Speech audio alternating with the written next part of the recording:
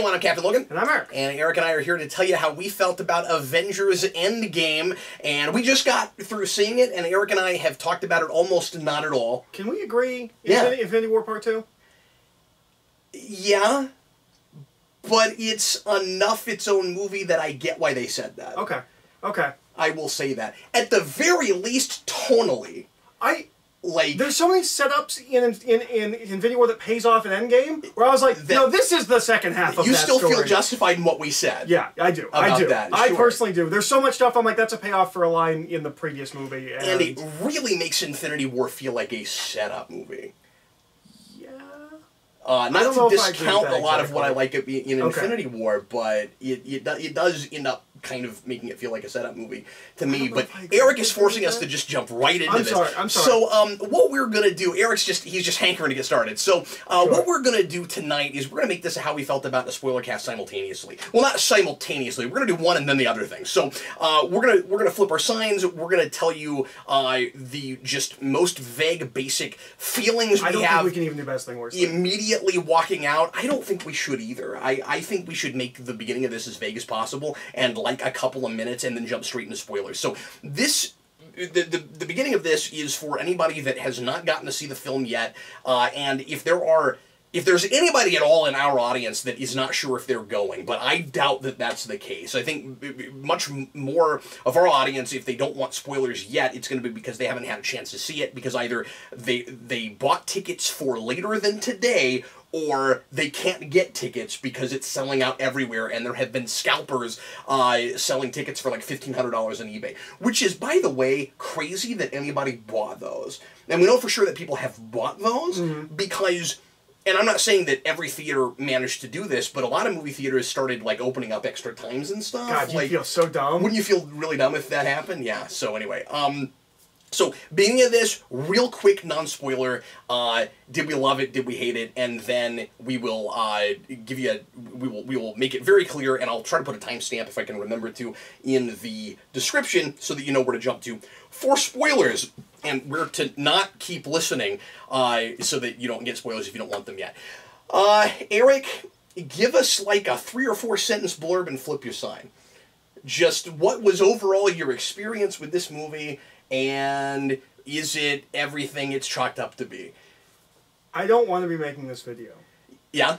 I didn't like this movie almost at all. Yeah. Really? Really? Really. You're pulling my leg, right? No. I thought this movie was... Are you going to ruin this movie for me? No, no. Because it worked for you. This movie is not for me. Okay, you can just make this video by yourself. I'm kidding. This is not a thing where I think this is a bad movie and I'm gonna... This is not Last Jedi, right? Like, I'm not gonna sit down and go, here's all the things wrong with this movie. It's not how you felt about Ragnarok, it's not... No. Although... There's some Ragnarok in it. Yeah. I really didn't care for this film. This didn't feel like a movie to me. This felt like a victory lap. This felt like... That's fair. This felt like self-referential. It just felt like we were celebrating the MCU. It didn't feel like a real story to me. It felt like just throwback. Like it felt like Avengers callback to me. I didn't, and there are things I really like in it, especially when we get to like the epilogue section of the movie. I think a lot of that really works. But for a lot of the movie, it also, and we'll talk about this in spoilers, it does kind of my least favorite thing in superhero science, just genre fiction. There's a movie that does this in the third act, and I think it's the most boring third act maybe ever. This movie does a very specific thing that I personally just never like. I don't like it in comics, I don't like it in TV, I don't like it in movies. I honestly don't even know what you're talking about. Okay, we'll talk about it in the spoiler section. Okay. I didn't like it. I didn't hate it. Like, this isn't like a thing where I'm like, everyone likes this movie's dumb. It's nothing like that. And I know that you were right next to me getting really emotional at certain points. I thought this was just... We did it, guys. We 10 years, like no one thought we were going to get to Avengers. And look how far we've come, and I didn't love it. I didn't hate it, or, like, I feel really defensive because I know everyone on the planet is going to love this movie. Yeah. I felt like this wasn't for me. This is a massive love letter to the MCU and to MCU fans. And I like the MCU. I'm not going to say I don't, but well, and you're making me feel like a zombie a little bit, you know, where it's like, also, of course you're part of like the masses, well, and you're mainstream guys. I'm not saying that. I'm not saying that. I'm not throwing any shade. I wouldn't throw shade on anyone that liked this. I felt like it was kind of emotionally manipulative, and it just wasn't. I felt like it wasn't for me. Like that was the big thing as I'm watching this movie. Is I was like, I like the MCU. I'm not an MCU, like, super fan, right? Like, I'm not... And there are people for which this is, like, their fandom. Sure. This is the thing. And for those people, I'm sure it's great. It's not what I thought I was going to get. It's not what I came for. I don't know. Wow. I feel really... Wow, I'm honestly surprised by that. I know. And I knew you would be. Yeah, I really am. Because I knew that you... Because you were right next to me during the movie. No, I didn't like that. I'm gonna go not feeling it, and the entire internet is gonna explode. Wow. But don't give us that much credit. The entire internet does not watch us. I really want to underline the entire Geekvolution. I really want to underline. Didn't hate this movie. This movie didn't make me angry. I don't. This isn't one of those movies where like I have a hard time not thinking less of people that like it. Are you coming to a place where you're realizing that this, like, as a franchise, is not for you, and you didn't realize that until you got to, like, the big mega movies? Is that what's happening? I mean, I had that a little bit with Infinity War. Yeah. This is... But I know you had it hard with Doctor Strange, and then just moving forward from that, it seems like... I don't know. It's just... It's I guess it's kind of the problem that all... We thought this section would be quick. I guess it's... I feel really defensive. Yeah. Like I'm not trying to make you defensive. Yeah, I know, but like I knew driving home that I was going to be on the defensive. I know that I'm going to be on the defensive from everyone. I don't think this is a terrible movie. I don't think it's poorly made. I just think it's self-indulgent. I just think it's... Man. So it's like, what if we took a movie and removed all the pop culture references and made them just us? What if all of the pop culture references was our own franchises? And see, here's the thing. I weirdly agree with most of what you're saying, except that I think they earned it. Is the thing that's where we're gonna disagree. I think they earned it. When we get to spoilers, we'll talk about this. I have questions. There are places where I think getting to some of the self-referential stuff that you're talking about, getting to some of the like celebrating our history beats is a little contrived. There are places where I'm thinking like these characters didn't have to necessarily go to this place to make this happen in order for us to see that. But more often than not, I thought they did, and I was kind of surprised by that. I just think I mean, you're right. It is as much of a celebration of the MCU at large as it is a story, but I also think it is a story, and a lot of things resonated with me, and the big thing I will underline as I'm flipping my sign green, the big thing I will underline is that I thought they were going to cheat in ways they did not cheat. And was very impressed with all of the ways in which they did not cheat. And I was so happy about that. I also will say, hopefully this is not too much of a spoiler. Boy, it's really hard to do this section, isn't it? Yes. I will also say that we're left with an interesting status quo. And I thought that would not be the case. So maybe to you my standards are too low. And I don't mean to just like come in and like if they check off my couple of boxes, it's brilliant. I don't want to. I don't want to be like I don't want to be like folks that got to the very end of Smallville and said as long as he puts the costume on, it was a brilliant 10 seasons of a TV show. I'm not saying that, and I have my issues. There are things about this film that I don't like. Really but I had a real experience with this. I did not think they would stick the landing in the ways in which they stuck the landing. And I think they stick the landing better than they do everything getting to it for me. Oh, that's interesting. Yeah. No, like that epilogue section, almost all of that plays completely. Yeah, it's great. it's everything else that I'm just like, yeah, I get it. I saw the Marvel movies. I left the theater wishing they were done. Wishing they were completely done. Because, now, you won't agree with this because you didn't have the experience I did, but I do not see how you outdo this. At the very least, and like a lot of people are gonna love this and be compelled by this in a way that you weren't again, but like, fan service alone. Like, I know you think it's too fan servicey, but like, how do you top it? Like in a franchise that excites people with that kind of fan service, how do you ever top that? It also gets to do the thing that the comics never do, where some characters have an ending. Yeah. That doesn't mean they die. Some characters get an ending. This is not necessarily a spoiler because we know about certain actors that have said they're not coming back. Yeah. Some characters get an ending, and you're never going to get that in comics. Yeah, and you and I... Or it'll always be a what-if thing. And will you permit me a minor I told you so? Oh, sure, absolutely. 2 years ago, you and I took a walk, and we had an argument about whether or not they would recast, or if they would write characters out. Mm. No, you're right. You're right. I got you on that. I always thought this is the way they would do it, and I think maybe that's part of why I liked it more than you did, is this is what I wanted. This is what I wanted to see. So some of it is personal preference stuff, and some of it is, dare I say, bold choices. There are a couple of pretty big story choices that I did not think that they would have the guts to do, and was pretty stoked that they went there. And they surprised me in places, and the things that I called were totally satisfying. Sure. To me, there were things that I walked in. It's funny because I'm not going to say what I was about to say because it would be too much of a spoiler. But things I have said on camera before. This will happen to this character. This will not happen to this character. Even when I was right, it was very satisfying. I loved it. I thought it was just absolutely wonderful. And I think very much worth the 3-hour runtime. Like,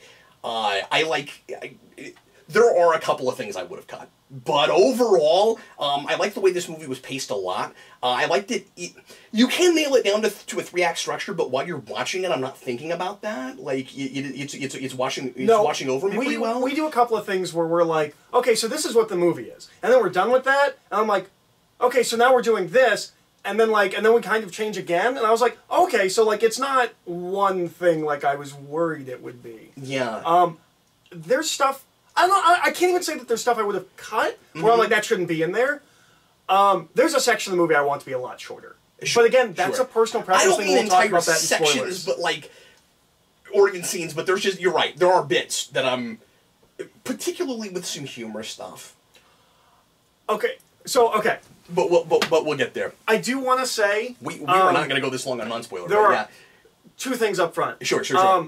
I thought for the first maybe 30 minutes, our crowd was obnoxious. Yeah. It was the most verbally interactive crowd, and not in a way where like... Not in a cool way. No, it was obnoxious. And there was one person right next to us that was awful, but like... I would hear like whole sections of one of the best parts of the movie actually was when that guy got up for 5 minutes. Yeah, but there were whole sections. By the way, you're not at home when you're at a movie theater, and there are people around you. Stop talking. Yeah. You're not at home, and quit talking to the movie. Yes. Stop it. Like when characters ask other characters questions, they're not talking to you. But stop it. So. I feel like our crowd mellowed out, although I still don't like clapping during a movie. I know. I knew you would complain about that. Again, I felt like with this, it was somewhat warranted because it's such a cultural event. There were some of them. Some of the things we clapped, I did not think were worthy of clapping. Early on, it was, again, as you say, it was obnoxious. A character showed up! Didn't you feel... Yeah. And, like, I got some of that later, but early on, no. Yeah. The big, like... The big place in the third act where everybody erupted, I felt like was completely understandable. But like, the big thing that annoyed me about our crowd was, and you're right, they mellowed out, but for the first half an hour, it was like we were a live studio audience for a sitcom, and everybody was waiting for things to laugh at, and they would laugh at things that weren't jokes. And I also thought that... And did you miss bits of dialogue because of that? Did. And because of the clapping and all of that? And I also thought that... And I'm sure there will be people in the comments that will say, well, Eric, you would like it better if I'm putting cards on the table. So that's a thing, right? Like, I was in a bad crowd. And again, I don't think you probably missed plot points, but you missed stuff. Sure. But so for the first like half hour, we've got a really bad crowd, and they're like, it's not just like a interactive studio audience. They're talking. Like I feel like I hear whole groups of the audience talking. Did it also feel like going to sports? Yes. Especially toward the end? Yes. Where there's this guy over here that's just like, yeah! You know, and like, that was so crazy. There's a fight scene where there's a guy treating it like it's a wrestling event. Yeah. That one I thought was funny. I just couldn't. I don't want to talk about our crowd too long, but so But you want to mention it because that did probably. It's environmental, and you should always factor in like environmental. Of course, yeah. We had an awful crowd, and then there are always variables that affect the first. I'm gonna say maybe half. It might just be the third act, but I'll say like third act to half of this movie. I think the humor is painful. Interesting. I think the humor is there as if it's a 4-hour movie and we didn't have a year to recover from the ending of Infinity War. Like, they're like, oh, it's okay, levity. I'm like, no, that was a year ago. We're all good now. You gotta admit the opening joke's pretty great, though. No, and there's good jokes. I'm not saying it's not. I thought the humor was overdone, and then mellowed out. But like, so like going into the movie, this movie had to win me over. And I didn't think it was going. I just rewatched Infinity War before going to see this. Like I was primed to go in this movie, and almost immediately with the crowd and with the humor, I'm like, oh, this is what we're doing. Weirdly, there were more comedic lines in Infinity War that had me scratching my head than this movie, actually. Interesting. Yeah. But, I don't know. So I'm flipping green. Eric is very surprisingly flipping red. It's not a hard red. It's not a hard red. If anyone, this is just the experience you have. Yeah, if anybody likes this movie, that's fine. Like I don't hate this movie. It's not a terrible movie. If anybody, most people probably will like this movie. Yeah. Like this is not a Last Jedi thing. This is not a Thor Ragnarok thing. This is not a me against the world thing.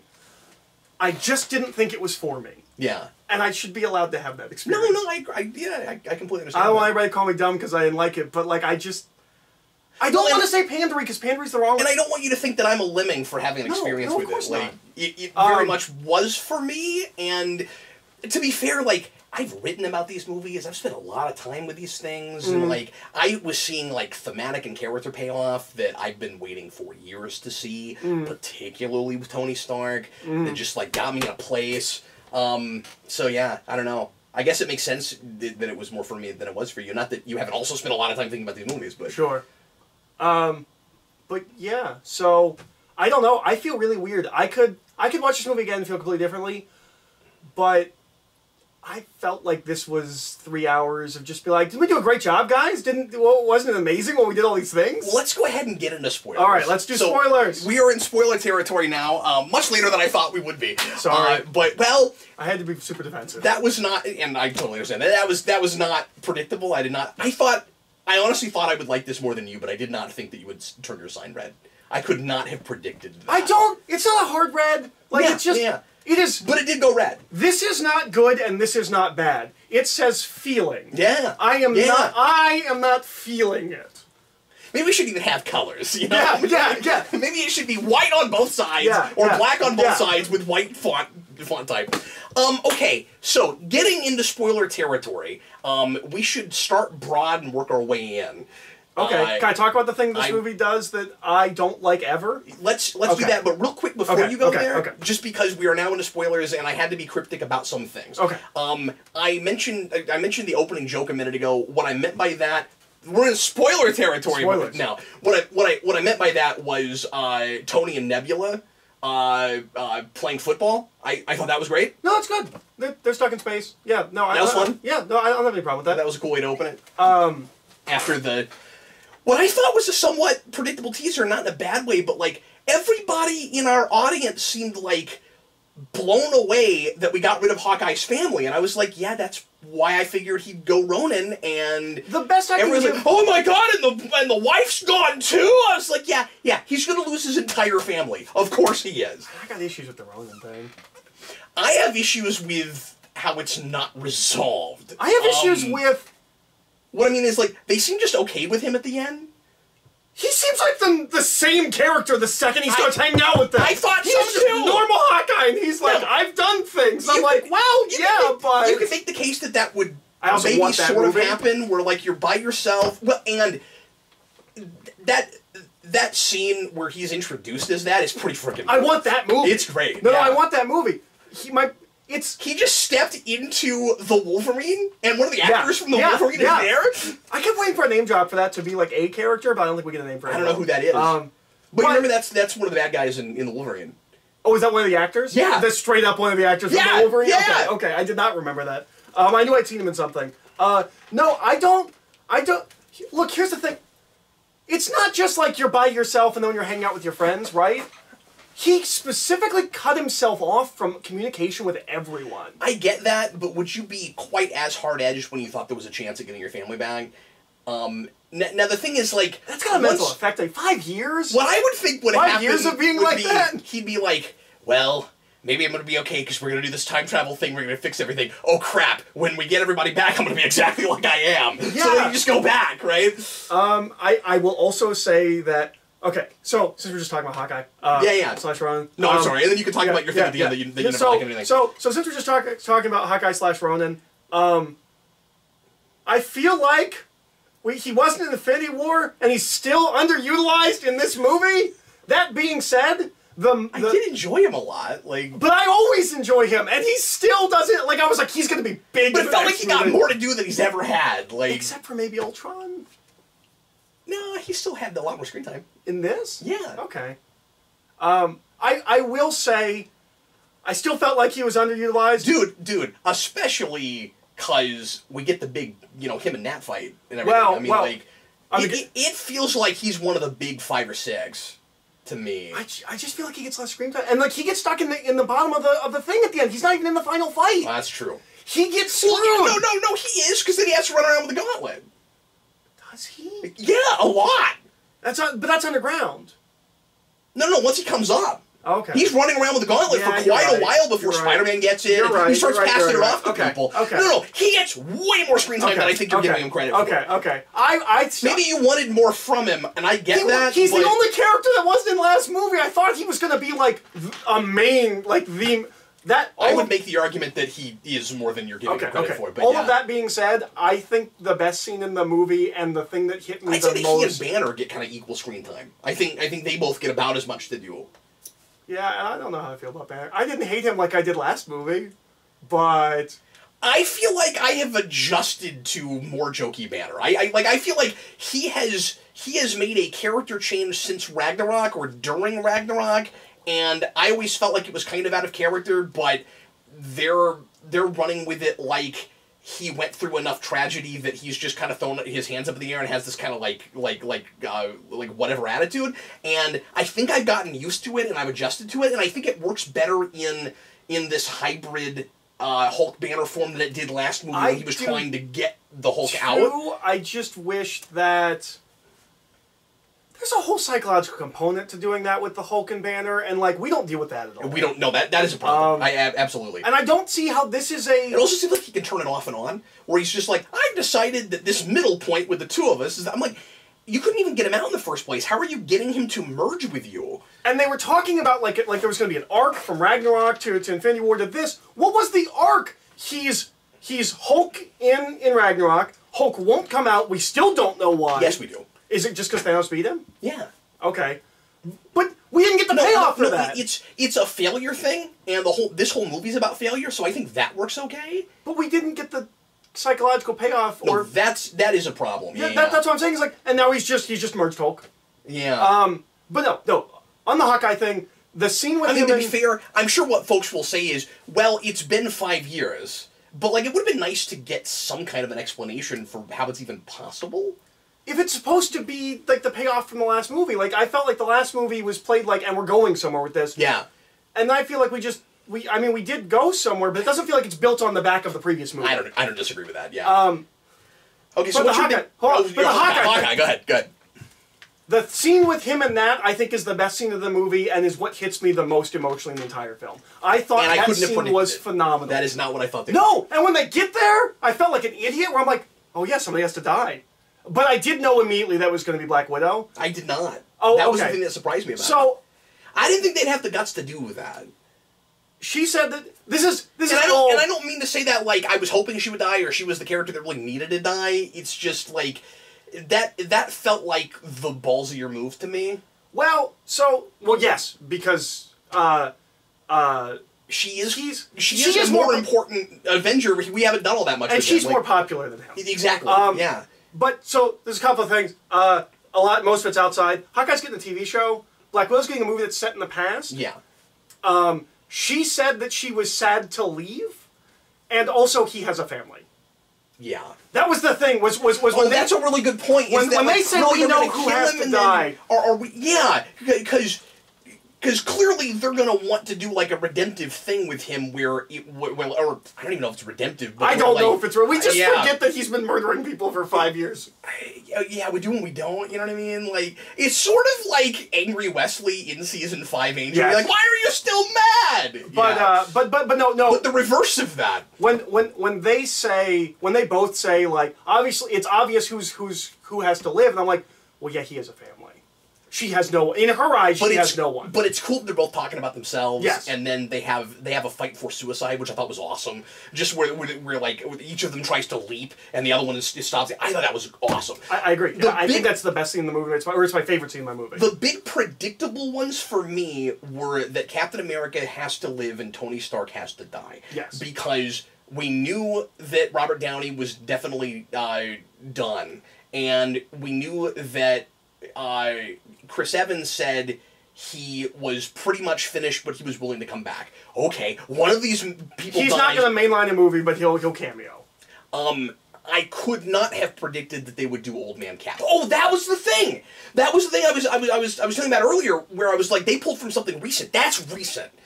Oh, is it? Yeah, because he was an old man for like a year. Oh. In the comics. Yes. Like, that's pretty cool. That's recent. Well, but he's been an old man a couple of times? Okay. Or at least, okay. So what I thought they were pulling from But I imagine they partly did that because that's been done recently. And that's also Falcon Cap. Yeah, and it is Old Man Cap handing it off to Falcon. Also, another minor I told you so. Yeah. I told you about that too. No, you're right, I said it will go to Falcon. What's weird though is that we're going to get a TV show with both of them and neither of them is Captain America. What's that about?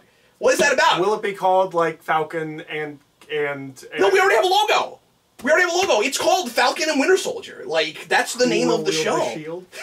Like, are they just going to pass it back and forth? Like, or it'll be in the past or something.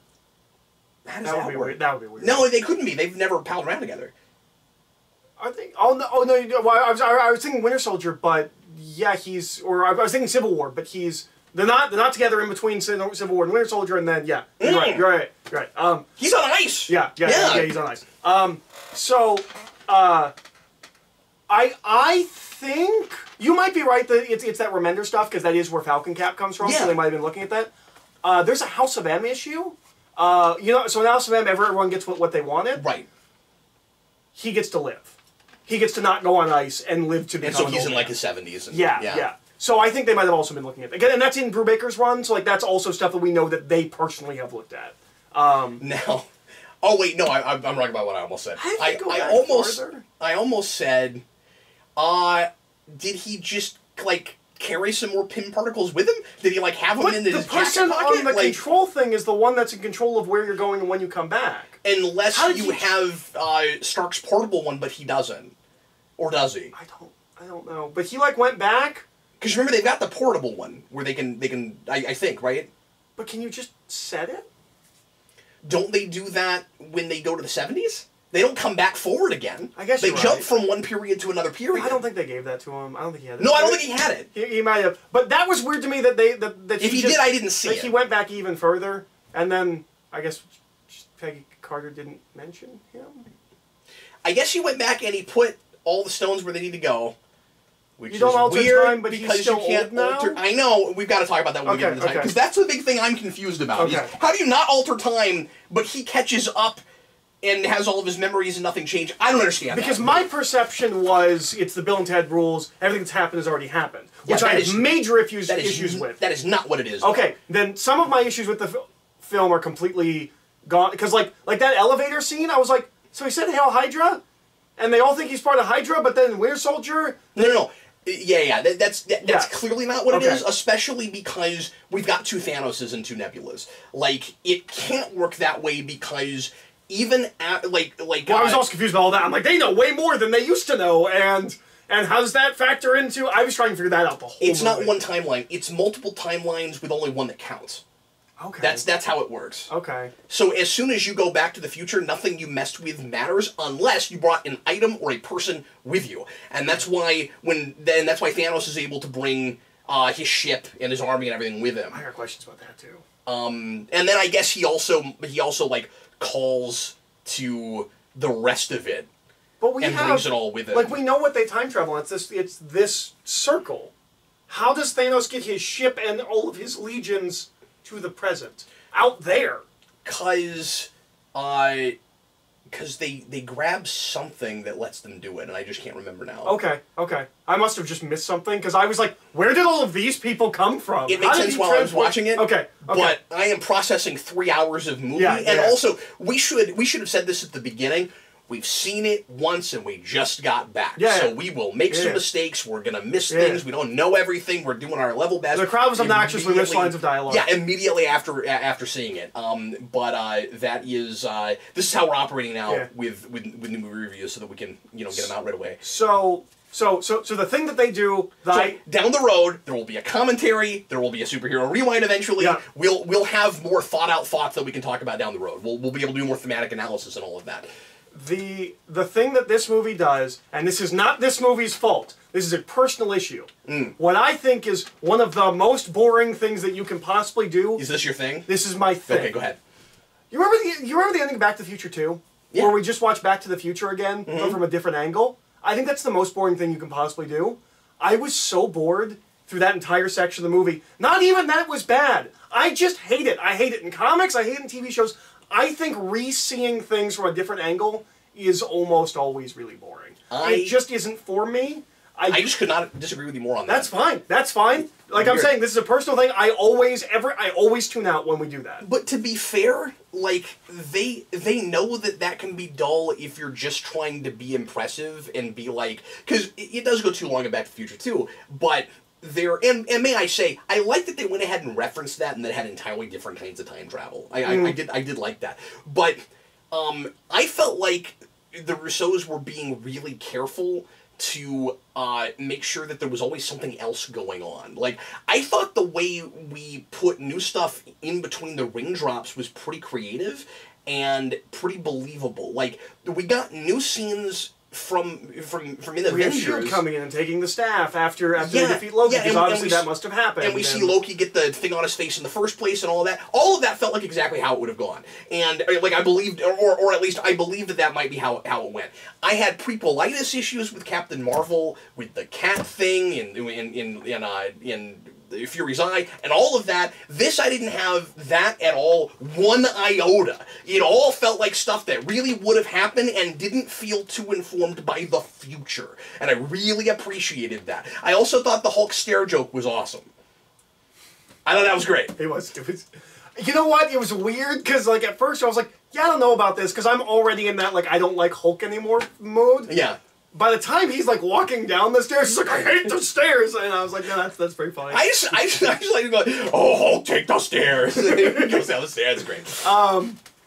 That all felt like real stuff that would happen. I don't disagree with you. And they even sort of referenced the shawarma thing. It was like, and then we're going to go to lunch. Yeah. That was all pretty great. I don't disagree with you that none of it felt necessarily intrusive or, like, I don't believe that this didn't happen. But we also didn't linger too long on stuff we've seen before. Like, I'm not sure what your complaint I didn't feel like I got anything from the extra scenes. Like, I'm like, yeah, I guess this is what would have happened, but I'm here to see, like, an Avengers movie, and, like, we're just hanging out in things I've already seen before. But we weren't just hanging out. We were always propelling story forward whenever that was happening. Always. Yeah. Always. But it's just, like, I guess, like, it's a time heist, and, like, that just doesn't interest... I don't know, I couldn't wait to get back to the present. I just don't like that, and But I it's was not. also It's impressed not that it wasn't the movie. whole movie, and I thought it might And I be. loved that. I was really, when we got out of that, I was like, okay, you know what? This might be my big problem with this movie, but at least we're not staying there the whole time. Help that we did multiple time periods, and it wasn't just let's spend half the movie in the Avengers. That's what I was afraid of. When we got those early set photos that looked like they were on, they were back on the set of the 2012 movie, and everybody assumed that's what it was. And then it turns out that that's what it is. I was like, oh, well, this is nice. They didn't do the whole movie that way. Like we're going to different places. And I also thought it was kind of nice that even though we contrived having all 6 original Avengers not get disintegrated, we didn't send them all back to the Avengers, and they weren't the only people involved. I liked that Ant-Man and Nebula are there, and that Rocket's there, and that it's not just squarely the 6 Avengers saving the day,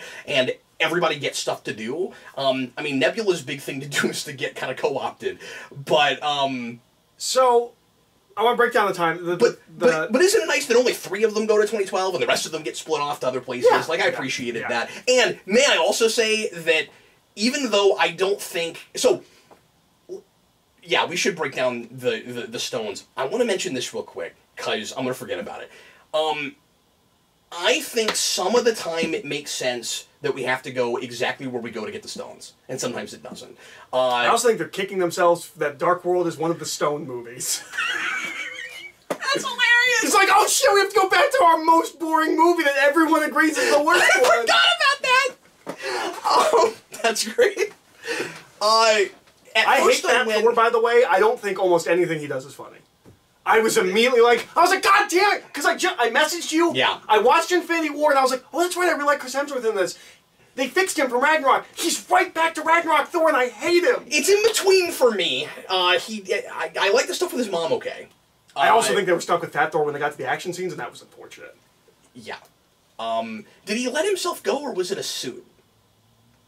Like, I'm just in not the movie? Yeah. No, he let himself go. I mean Hemsworth. Oh! I have to assume that's a suit. I have to assume Men that's in Black is coming out in like 2 months, Yeah. he's fitting that. But if it was Christian Bale, he would have freaking done it, man. He would have done it. Yeah, He wouldn't have mattered what was coming up next. He would have done it. Anyway, so, the reason I bring this up now is because I wanted to say how much I loved going back to the credit sequence for Guardians. I thought that was awesome. It was such a fun thing to do. That was the big one, though, that I felt like it didn't have to be that time period. Like, that stone had been there for a long time. At first, I thought it was so that they could watch Star-Lord open it, but then they don't do that? Can I tell you the potential reason why it has to be then? Okay. If you listen to the Guardians commentary, James Gunn explains that this is a world that's covered in oceans that only recede once every like 1,000 years. Okay, but it would have been the place to bring that up. Yes, it would have been. It's not brought up in Guardians or this, but I'm just saying. James Gunn says that the tides recede once every like 1,000 years. It would have been really nice if they left that in. Okay, so I hate the Back to the Future 2 thing when you just like look at things from like another angle. Yeah. Star-Lord dancing by himself with the music not playing is really funny. It's so good. And the reason I turned to you and I was like, oh boy, we're in the opening credits sequence for Guardians, because I knew they would do that joke, and I was so excited about it. And then they did it. It was great. Yeah, no, it was. It was really funny. I very much enjoyed that. Speaking of Guardians... The Nebula thing seems real convenient. Okay, we'll talk about that. Okay. Speaking of Guardians, because we're just jumping all over the place, I was weirdly giddy about other people on the Milano. I don't know why. Really? Yeah, I really enjoyed seeing the Milano piloted by almost no Guardians at all. There was something weirdly enjoyable about people from Earth who have never been to space are all occupying the Milano. You thought the who's never been to space joke was hilarious. Yeah, I don't know why, that was really funny. Like, it annoyed me that some of our audience raised their hands. God damn it. Oh man, I'm sorry. I'm so sorry. That's okay. I didn't. Thanks for shooting it after dark right now. Well, no, that was just I didn't notice that they did that, and so that's just my natural reaction to being disappointed with the public. Patreon's gonna wish we did a second one of these was After Dark. I'm sorry for your sensitive ears. I'm really sorry. Our next After Dark should just be another one of these. But no, like, because I went with Cap. When they said that, you laughed so hard. I'm sorry? No, I'm not. I just like I thought it was mildly amusing, but like it hit something in you. I don't know. That was really funny. That was really funny. But it makes sense that you just thought it was funny to see other people on the Milano. I really enjoyed that. I didn't have feelings. Like I wasn't like, this is we have dumb. different sensibilities, whatever. Yeah. And also, I love Guardians, well, a lot. And you're not a big Guardians guy, but like Guardians is one of my favorite things in the MCU. Well, I just mean like I don't have feelings about like I didn't even think about about people going to space. Well, no, on the Milano, I didn't even think about like, oh, this is mostly people that aren't in the like. It didn't even occur to me. That was really fun for me. I was disappointed. So every movie, Rocket always has an amazing line. He didn't have one this time. I didn't. He was fun though. He is fun. He's always fun. Rocket is my favorite Guardian. Like I would watch a Rocket spin-off movie, like hands down. Like if they write him correctly, like I. And I Rocket love and Thor still works. Even the Fat Thor thing, which I didn't like, and to be fair, and I don't mean to talk about our audience too much, but I think that annoyed me more because our audience thought it was so funny. Yeah. And like every time he's on screen, like he doesn't have to do anything. We're just like, he's fat. And they're just laughing, and I'm just imagining what they're like at a lot of like cartoon movies now. But anyway, yep. But I think him and Rocket still works, and I thought having him go off with the Guardians at the end was the absolute best place for him if we are still doing effectively Ragnarok Thor. Because they have decided now that since Ragnarok went the comedic direction of Guardians and people accepted that and liked it so much, that Thor is just one of those characters now. And if that's what we're doing, send him off with the Guardians. Yeah, it just feels like Ragnarok felt like them throwing their hands up there. It was like, yeah, we don't know what to do with him. I guess make him Guardians of the Galaxy. And then they're like, yeah, I guess just make him Guardians of the Galaxy. Yeah. But if the next Guardians movie features him, I'm fine with that. Like, that could be great. I'm fine with him being fat in that movie, too. Because it would fit that movie. Yeah. My issue is that it's in the culmination of 10 years of films. And the last movie, I liked him a lot. Yeah. And he didn't feel like a laughingstock like he is here. No, it felt like a complete regression of character. I also don't believe that he's still worthy. I don't want to go that far. He's yelling at kids on the internet and eating Cheetos. I know, but I like his arc to a degree. I like the idea that he's brought to his lowest point because he killed Thanos and he still lost. I like all of that. The thing is, he bore everything else so well before that. I'm not sure. They didn't. I understand what the thing is supposed to be. The movie did not quite make me buy that that's his boiling point. No, because especially once we find out, because like he lost everything, especially when he was still kind of able to function. I mean, he's still cracking jokes in Ragnarok. Yeah. But especially once we find out that Asgard's not destroyed. The people of Asgard are not dead, which is what I thought in Infinity War. Not all of them, but I never thought they were all gone. Well, I thought they killed at least half of them, but we didn't see them at all in that movie, and then he just goes off on his own. I was like, okay, so maybe they're gone. Well, and then of the remainder, they definitely killed half of them. It's all the Ragnarok people. Or not necessarily half of them, because there's just half of the universe, so I guess it's possible that there could be, like... Have you ever thought about that? There could be an entire planet where nobody died. Yeah. Yes, of course. That makes sense. They don't even know what's happening. They're not in crisis. Like, here's what's weird about it. We say 50% of the universe, and we translate that to Earth, where 50% of everybody died, but it's not equal across the board. Like, we lose almost all the Guardians, we lose almost all of Hawkeye's family, besides Hawkeye, but then all the Avengers stay. It's not equal across the board, and so that makes me think, is it half of every planet? Or is it weirdly not unevenly dispersed? Because it's that way on Earth. Yeah. But so like all of Asgard. Although maybe that's a false equivalency because those are all just like man-made ideas and stuff. So like maybe that's not fair, but at least half of Asgard is still alive, and Thor's got them to run, and he's just getting fat. Like. What I needed to happen... Valkyrie's doing it for him. What I needed to happen when he turns the keys of Asgard over to Valkyrie, I needed him to be like, yeah, I'm just in this weird perpetual thing where, like, I learned my lesson and I completely backslide, and I learned again and I completely backslide, and I learned again and I completely backslide. I don't think I'm ready to run a kingdom. I think on paper it works. I think the problem is that they make him the comic relief. And Rocket's there. You don't need that. And I was going to say, I think they overcompensate because they got rid of most of the Guardians. and they're doing it with Banner also, but weirdly, I don't think it's as intrusive as it is in Infinity War. Like it's not. Like Banner is kind of just comic relief in Infinity War. I don't think he's as bad in this. I don't either. And there are dramatic beats with him that work, that really play for me. Especially when he loses Nat, of course. You know, like that works really well. But and I like seeing him wearing. This is a comic book thing, but I like seeing him wearing the black tank top. Yeah, that's the Merged Hulk. This is not Merged Hulk. Everyone's gonna say he's Merged Hulk or the Professor. You're wrong. That's not what he is. It's different. It's closer to like Nerd Hulk in the Ultimate Universe, where we just put Banner's brain in Hulk's body. It's not what the Merged Hulk or Professor is. That's the culmination of all of his splintered personalities into one person, who he would have been if he wasn't abused as a child. This is a different thing. So just don't say that. Like, it's just not what it is. But I want to break down the four sections. Let's do that. Of the where we go back in time. Just to part of explain why I just don't care about this section of the movie.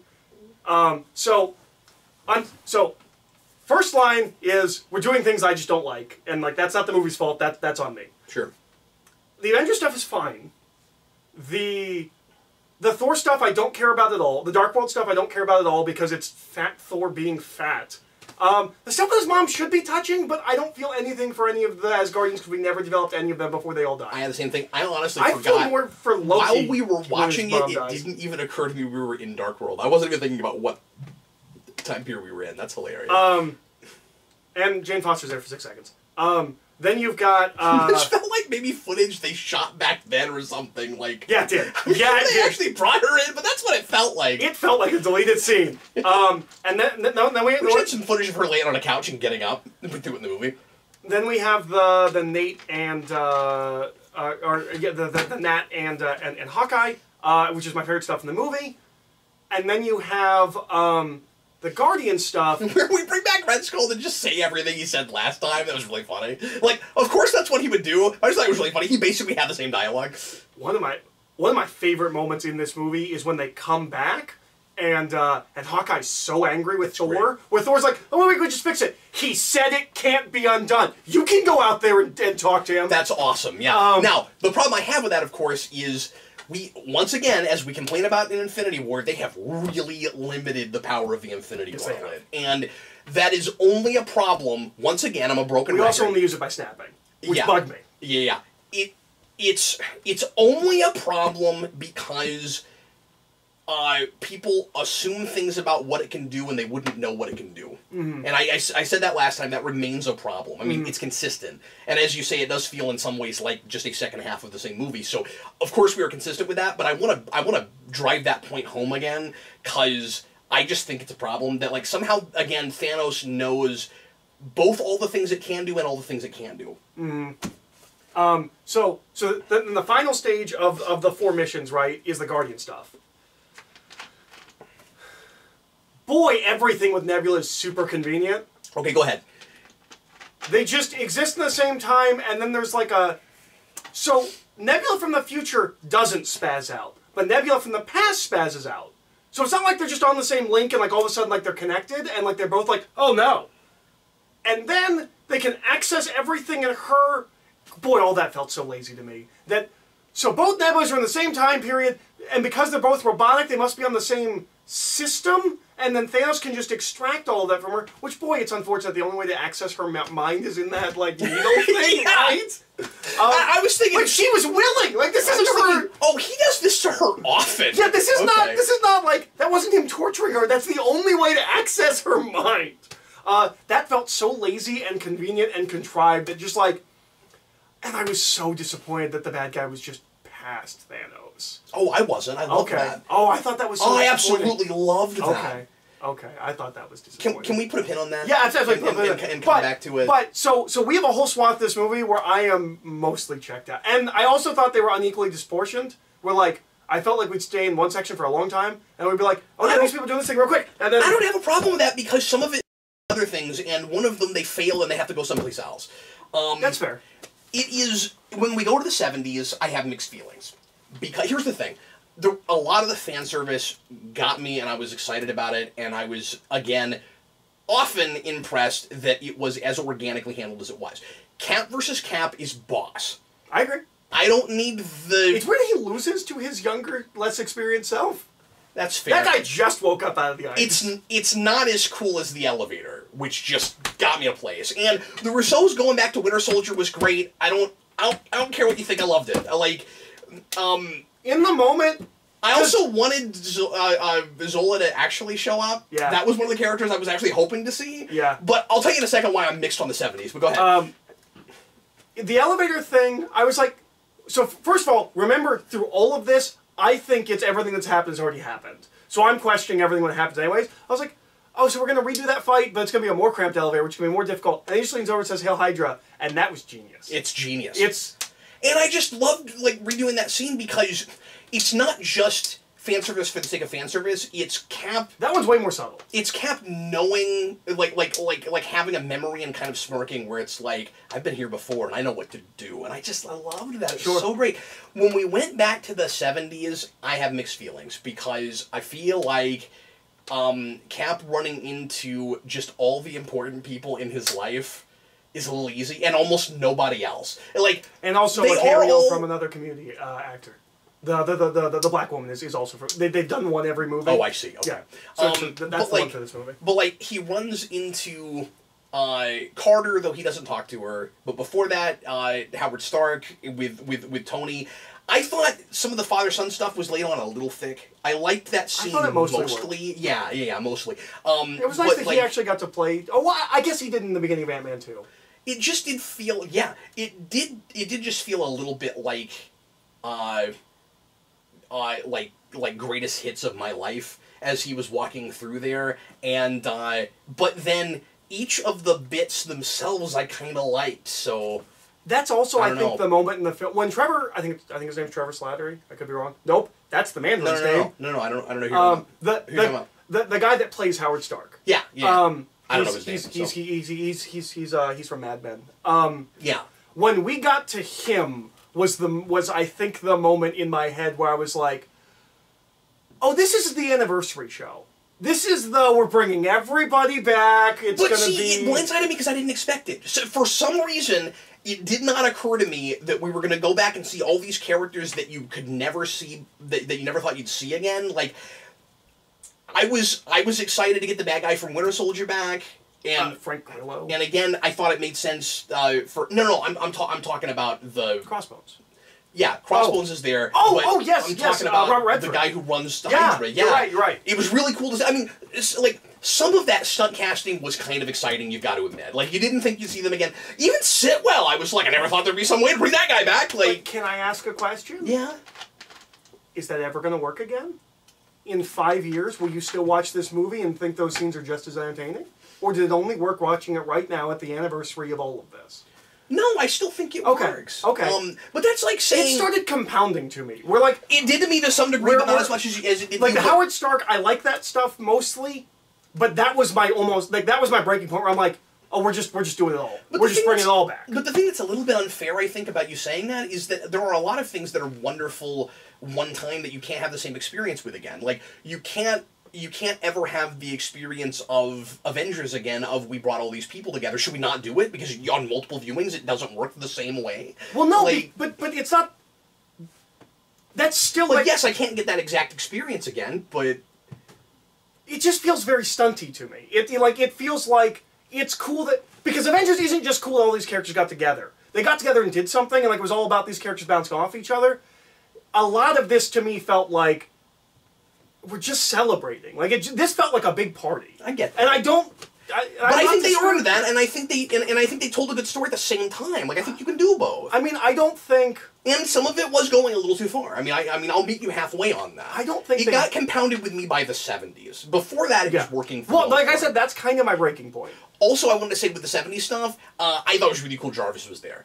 Because we've never, to my recollection... crossed TV show stuff at all, except for a minor reference here and there. I always mention with Age of Ultron, you have the mention of some random unnamed people that gave Fury a helicarrier, and that's from Agents of S.H.I.E.L.D. But this was a straight-up character that, to my recollection, has never been in the MCU. You said that, and the only thing I can think is maybe there was a shot in First Avenger where he's Jarvis there, but I don't know. It wouldn't make sense in First Avenger. Well, It would have to be in, like, Iron Man 2 or something. no, because it's the same actor from that movie that plays Howard in. I don't think... In but Peggy Carter. But don't they meet in Agent Carter? Do they? I don't think he's around in It's that been a long movie, time is since I what I'm watched saying. that. Yeah. I don't know. I'm pretty sure he's invented for that show. You might be right. I think you know what? I think you're He's right. invented I think you're for right. that show. I think you're right. I think it's in the pilot. I think you're right. Yeah, it's in the pilot. Yeah. So Yeah, you see them. In fact, I'm pretty sure the first footage we got of that show before it aired was them meeting. Oh boy, this movie must hurt Agent of S.H.I.E.L.D. fans real bad. Like, this is a celebration of everything Marvel. You know what's not here? The show we told you mattered. Yeah, like we didn't see Coulson anywhere. We don't? That's shocking. Yeah, it's shocking. He's not there. We also don't do anything with Netflix shows, but You know what else was a little shocking? this movie also doubled down that Netflix shows had to end because they can't exist in this universe. They can. When you get to the Guardians part, when they go down to Morag, I think is the planet. Mm-hmm. And you got the opening credits, and it was fun, by the way, for me, just because I like that movie so much, seeing the opening credits without the credits across it. Where's the Who guy? And they walk in about the same time as he would have, but that guy's not there. And are they not in orbit yet? Do they manage to get the stone just before those guys show up in orbit? Yeah, I'm not sure. That was weird. Yeah, that was weird. I have no answers. I don't know. There's a little nitpick. I can ask things too. There's a I can little ask things nitpick, too. You sir. didn't answer. Why does War Machine have a bigger armor that's Iron Patriot? He only has one Iron Patriot armor in Iron Man 3. I knew you were Why gonna does he have a believe bigger Iron Patriot armor? I don't understand. Wouldn't he have repainted it at the very least? Like, he's been War Machine for over 5 years now. I knew you were going to complain about that. I knew you were going to bring that up. Did you like that Pepper got to be rescued? I did. Okay. Okay. So, I don't remember if this actually happens in the comics. Is it the rescue suit? Is she essentially in that suit? Because I didn't get a good enough look at it. I kept trying to get a really she's good not look. on screen So enough. here's the thing about the rescue suit, is it looks almost identical, because that comes from Fraction's run, it looks almost identical to Iron Man's armor, except the head's a little bit different. And I always And said... is it, like, painted different? No. Oh, and I always said okay. it should be painted different to be so it doesn't look just like Girl Iron Man. Yeah. I can't remember if they ever actually did that. I don't know if blue is original to the movie or not. I did like that. I didn't need the... There was a shot that I did not need. With Rescue. I don't write off even know what you're talking When about. they all sorry. get together... Did you not? I'm not sure what you're talking about, sorry. Where there's Shuri and Rescue and Valkyrie Oh, I didn't think and about Captain that. Marvel. Okay. Where they just put all the girls on screen? Yeah, I didn't they just notice put that. all the girls on screen. I was like, yeah, we get it. You've got girls. Can we talk about Captain Marvel for a minute? Yes. Let's talk about Captain I have Marvel thoughts for a minute. about Captain Marvel. Here's my big question. Actually, I'm gonna make a This is statement. all over the place, but I feel like it's really natural and easy to follow if you've seen this movie. Yeah, hopefully it is. But the thing is, I didn't make a list, and maybe I should have, and there's so much stuff to talk about that when a thing comes up, I want to make sure and hit it. Because there's so much, and we're almost at an hour, and I don't feel like we're done. Can I tell you what's weird about this? Yeah. This right now. What's weird about this, Eric? So, I feel like there have been things that both of us really liked that felt like really negative. I don't feel like this feels really negative, even though I didn't like this movie. I think that's interesting. I think it helps that we have opposing viewpoints, but on each beat, it's not like we completely disagree on everything. No, I'm not. It's not like I'm like this is great. No, it sucked. Well, this is great. No, this sucked. And you're like this sucked. No, it was great. Like it's taste, it's preference. Remind me for to the most talk part. about the hair. Because there's a lot of hair issues in this I just movie. don't think I can. Yeah, put a pin in the hair. I still got my pin on Thanos at the end, and how much I like him. Yes. Anyways, okay, so Captain Marvel.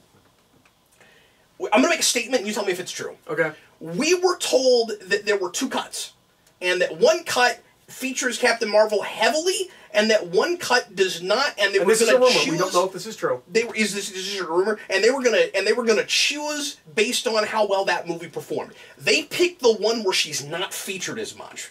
If that is in fact true, which we don't know for sure, then I'm right. I think you're right. I also think you're right. Yeah. If that's true, I didn't know that was a rumor. I thought that was for sure. Midnight's Edge talks about it, but like they don't cite sources. So who knows? Yeah. Yeah.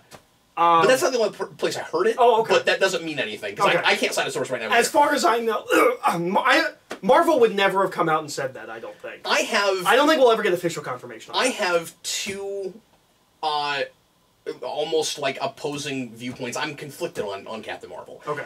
on the one hand, I'm glad that she doesn't show up and steal the show away from everybody else. I do think she's underutilized.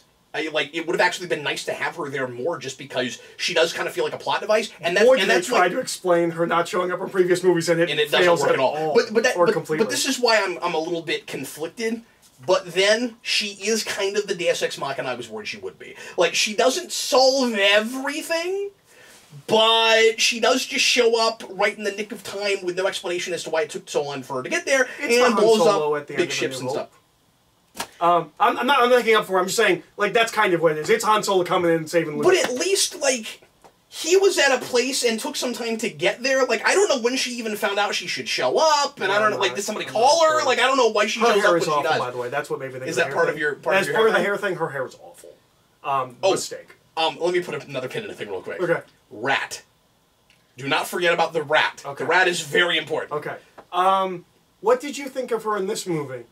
Knowing that she shot this before she shot her movie. I am going to stand by a thing I said when we watched Captain Marvel, except that after seeing this, as I said earlier, I think this is such a wonderful culmination of everything. I kind of wish the entire series was over, because I don't think they will ever top it.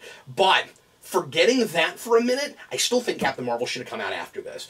I don't like that we know anything about her background, because the actress playing her doesn't, and it feels like the first time we're being introduced to her, and she has not figured out how to play it yet. And we both felt like she had not completely figured it out even in her own movie. She is stumbling a little bit and trying to figure out how she's going to play it. In this, she is not a character. So, I liked Captain Marvel quite a bit more. Are you with me on that? She is not a character in this. I don't agree with you, but in not a good way. Okay. So, okay. I liked Captain Marvel a bit more than you. Quite a bit more than me. Quite a bit more than you, and I liked her in that movie. We did both flip green on that, though. I will say that. Yeah. Boy, is she obnoxious in this. She shows up and she's not on screen long enough to be obnoxious. But she talks down to everyone. She feels like she thinks she is better than everyone, and not in a good way. Yeah. I was like, oh, I liked you like a month ago. And why does Thor like her? I like this one. She's got superpowers. Because we're supposed to, so... Oh, okay. Boy, yeah, no, I hope this is not representative of who she's going to become, because I didn't like this one. I don't think she was liked who she was in the 90s. To be annoying, but I didn't think she had any handle on that character. Now, to be fair, you could make the argument, well, Cap, if you don't think she was on screen long enough, like, maybe you didn't see enough of her, but she is not playing the same character that she played in the scenes that I thought were consistent in Captain Marvel. Yeah. And some of that's not on her, some of that's not fair. They shouldn't have shot him out of order if they were going to do that, because she didn't have a good handle on it. And the only sense of that previous movie you get at all is just the look she has when she finds out that Fury's dead. That's it. Yeah. No, in this movie, to me, I hope this isn't who she becomes, because she seems borderline a supervillain who thinks everyone is beneath her and she is better than everyone. And I was like, oh man, I hope because I liked you in Captain Marvel. I don't want you to become this person. Also, by the way, Captain Marvel 2 might be between these two movies. Interesting. Yeah. Well, that would be like Wonder Woman, right? But weird, because she's supposed to be like the focal point of the Marvel Universe, or she's supposed to be like one of the big pillars of the Marvel Universe moving forward, that her movie is going to be in the past. Isn't that interesting? That is kind of interesting. But we could do an Avengers movie or something like it very soon after, or like an all-girl team or something like they keep talking about. Who knows? Forcer, yeah. Anything else about Captain Marvel you want to bring up before I go to the rat? I don't think they've nailed those special effects yet. They don't ever look terrible, but they don't look as good as they did in Captain Marvel. Well, how did you feel about some of the de-aging effects? Because I felt like that was a little hit and miss. There were a lot of them in this. No one took me out of it. Mm-hmm. I think Hank Pym is the worst one. That's the worst one. That's what I was going to say. Yeah. Totally. I mean, Howard Stark's not great either. That's like a close second. I think that's just that guy. No, it's not. Did they de-age him? They definitely de-aged him for that, yeah. Okay, because they didn't de-age him in Iron Man 2, and that's about when he shot the footage for Iron Man 2. Mm-hmm. Like, that's in the 70s. So he shouldn't be... Maybe I'm wrong! Maybe I'm complaining about what the man naturally looks like. I thought he naturally looks de-aged. I'm not going to talk about this anymore. Okay, so... I might be wrong, because obviously, I mean, Iron Man 2 was almost 10 years ago. Like, maybe they did de-age him a little bit. You were talking earlier... Thanks for throwing me a bone. You were talking earlier about things that you thought were really contrived. this is funny before it's anything, but a rat saves the universe! It saves the universe! You know what I'm talking about? No, not immediately. If that rat, 5 years after Infinity War, doesn't walk onto the device that Scott Lang is trapped in, it doesn't turn on, and none of this happens. Oh, that's the thing. None of this would happen if it wasn't for that rat. I have a thing about that too. Okay, so there are 3 factors that make me take a while to get into this movie. There's a third one that I forgot to talk about because I wanted to wait till spoilers. There are 2 big cliffhangers going into this movie, and we resolve both of them like that. Yeah. Tony just runs to Captain Marvel and she gets him back. And Scott Lang just a rat. Like, if that's not the story you want to tell, fine. But both of those things were like big setup things. Like, this is going to play in major, and we just needed to get them out of the way until. It felt pretty comic booky in not a great way. You know? Yeah, in like an issue-to-issue, month-to-month thing. Yes, not exactly. A year later. Okay, but we've done plenty of TV cliffhangers like this. That is like Best of Both Worlds. Fire! Gavin didn't work. I also was thinking of how many comic books end with something like that. I'm like, but you don't... I also didn't feel... And everyone can attack me and crucify me for this. This isn't for comic book fans. I felt like there was very little comic book stuff in this. This is MCU. This is MCU, and that's fine. That is the thing I thought you would say. Okay. I want to praise it for feeling more comic booky than Infinity War did, and for taking me to more of those places. Okay. The nice thing is, it is not as cosmic of a story, really, so it doesn't need to get weird. Bigger? Well, it doesn't need to get weird. Like, there's nothing that makes it feel like it ought to get weird. It tickled my Infinity Gauntlet love at the end in a way Infinity Gauntlet didn't. And is it because it ends the same way as Infinity Gauntlet, where everybody's trying to grab the gauntlet? I love that. I love it so much. Because I didn't get that in Infinity War, and we finally got it, and I didn't expect...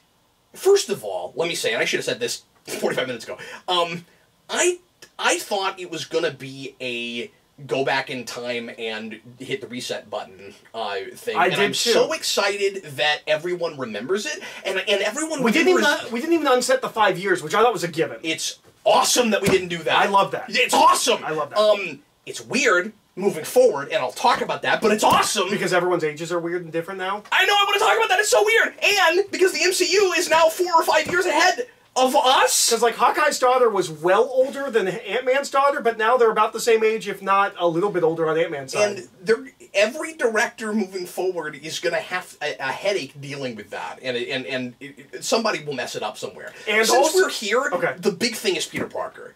And I cannot stop thinking about that. The big thing is Peter Parker, because they're going to have man! A bunch of his people grew up and graduated from high school in 5 years! You didn't think of it? I didn't think of that! Yeah, that was the first thing I thought of when he came back. He's like, Gank didn't go away! When we saw Gank... Or Gank must have gone away then. No, he must have, because he's the same age. Yeah, that's what I'm saying. So when we saw that, we're talking about Ned Leeds, but his name is Gank. But he's actually... I always forget his name is actually Ned Leeds. Like, I'm not doing that obnoxiously, I just forget. No, he's playing Gank. He is Gank from Spider-Man, from Ultimate Spider-Man. But anyway, so, because we have seen trailers for Far From Home, we know which kids must have died, and it was everyone he knows. Because they're all the same age. They'd all have graduated. It would be really cool if, like, one token character, would it be really funny? Would it be really funny if Betty Brant was on TV now? Like, if she was already on TV? Yep. Like, she graduated from high school, she's already on TV? Yeah, so, like, MJ died, and Flash Thompson died, and everybody died. Yep. And did Aunt May die, or is she 5 years older? She must have died. Yeah. Well, the woman is ageless, so she may be 5 years older. It was a little contrived, maybe. I mean, the way statistics and laws of averages work out, I'm okay with it if we don't do it with too many things, but, like, it was maybe a little bit easy that all of the Avengers made it, and that, like, all of Hawkeye's family died so we could do the Hawkeye plot. This is a bridge too far, where, like, moving forward, we have to strategically decide who died and who didn't based on ages we are stuck with because we want to keep moving forward. That's going to be a thing. Yeah, we're not going to deal with, like, re-enrollment for Peter Parker, or I guess his entire class. Yeah. Because, okay, So this is a thing, and I will say this is... Moving forward, we will just have to ignore this, and we're just going to accept it. I don't know if this actually ends up being a nitpick or not. I love that we moved 5 years ahead. No other movie will reflect the dystopia that we saw. No, or the like, just the lack of infrastructure that must have accrued in 5. Yes. Human beings adjust really fast. We have now adjusted to having half of the population. Now we have to readjust to having twice as much as what we've gotten used to. I thought it was really smart. Jobs are going to be different. Jobs are going to be harder to get. Yeah, and I don't know if they'll deal with all that. I don't think they will, and I don't know if it's a nitpick for me to ask for that, because we do that all the time in comics. We do, like, big world-changing things, we don't really think about it. The problem is, it's so interesting, and I love the status quo, and I want us to actually I want that deal with Netflix it. show. Like, what about... Yeah! I want Marvel's Kmart, where we deal with, what this has done to, like, low-level, like... Sorry, you like... It's like that SNL sketch that was like Pam, the Winter Pam. It's like Marvel's Kmart. You wouldn't think Marvel's Kmart would make $1 billion in 3 weeks, but it did. I want the ground eye view on like what rebuilding this world is like, where we've halved. I know this is like really hard to wrap. And I want them to just buy Kmart and then make that the movie. I know this is really hard to wrap your head around. Human beings adjust really fast. Yeah. You can move from one side of the country to the other. Like, within 6 months, I was adjusted to moving here. Like... At least, yeah. Yeah. Half of the population going away seems like this huge event. I'm not excited about the trees like you were moving from Florida. Yeah, that's true. You've gotten used to the trees. Half of the population going away... You can see the forest for the trees. ...is a huge deal. Mm-hmm. We would have adjusted to it in 5 years, and businesses definitely would have. And the job environment is completely different 5 years later. And what you're saying is, it's going to take a little while to adjust back. Yeah, because you now doubled the population. Yeah, and then, like, maybe there would even be people that are like, can you just go back to your job? Well, think about this. That's what I was going to say. And those people don't remember that they were gone. They do. Well, they don't remember the 5 years, but Spider-Man says he remembers disintegrating, and I love that. Like, they all remember dying. But like... I don't know, like guy that works at Google. Yeah. He remembers disintegrating, not being disintegrated, goes to work. It's 5 years later. Right. Well, his wife has moved on. People that can't get jobs, people that become homeless. You would see Thanos' right T-shirts. I want stuff like that. Yeah. I loved the line about being able to see dolphins because the water's clearer. Oh, interesting. Because there's less pollution. Do you not remember that? That's in the movie. No, I hadn't thought of it in those terms. Yeah, but like they're dealing with that stuff. What about all those monuments? Do they take them down? Like all those people died, and then they're all backed up. I guess we'll take the monuments down. I stared so hard to see like comic book writer names. There was nothing. I didn't even think about it. I always look for something like that because there's something there. I think the grounded, down-to-earth movie to immediately do all of that with that we're not making would be the Falcon Cap movie, but maybe we'll deal with it in his TV show. Mm-hmm. Especially because Falcon has a history in like working in therapy. I also like that Cap did the therapy thing, like Cap or like Falcon did. The guy that he was talking to, was that one of the Russos? I don't know. I thought it was. It took me like 30 seconds to realize that wasn't Hulk. Oh, okay. Because he looked like that actor? He reminded me of one of the Russos, but I don't know if I'm right about it. Okay. I didn't look it up before this. Okay, what else do we need to talk about? I mean, there's all kinds of other things. Can I talk about hair? Go ahead, yeah. Okay. Everyone's pit out of hair. Everyone's hair is awful. What did we do to Black Widow's hair? I didn't even notice it. Okay, so it's like bright red and then white. Oh, I did notice that. That was weird. Is that a style thing, or are you trying to make me believe she's going gray? No, it's a style thing. I didn't think it was white. I thought it was like reddish or something toward the bottom. No, it's red up top, and then it's gray on the bottom. And I don't. She's just dyeing it.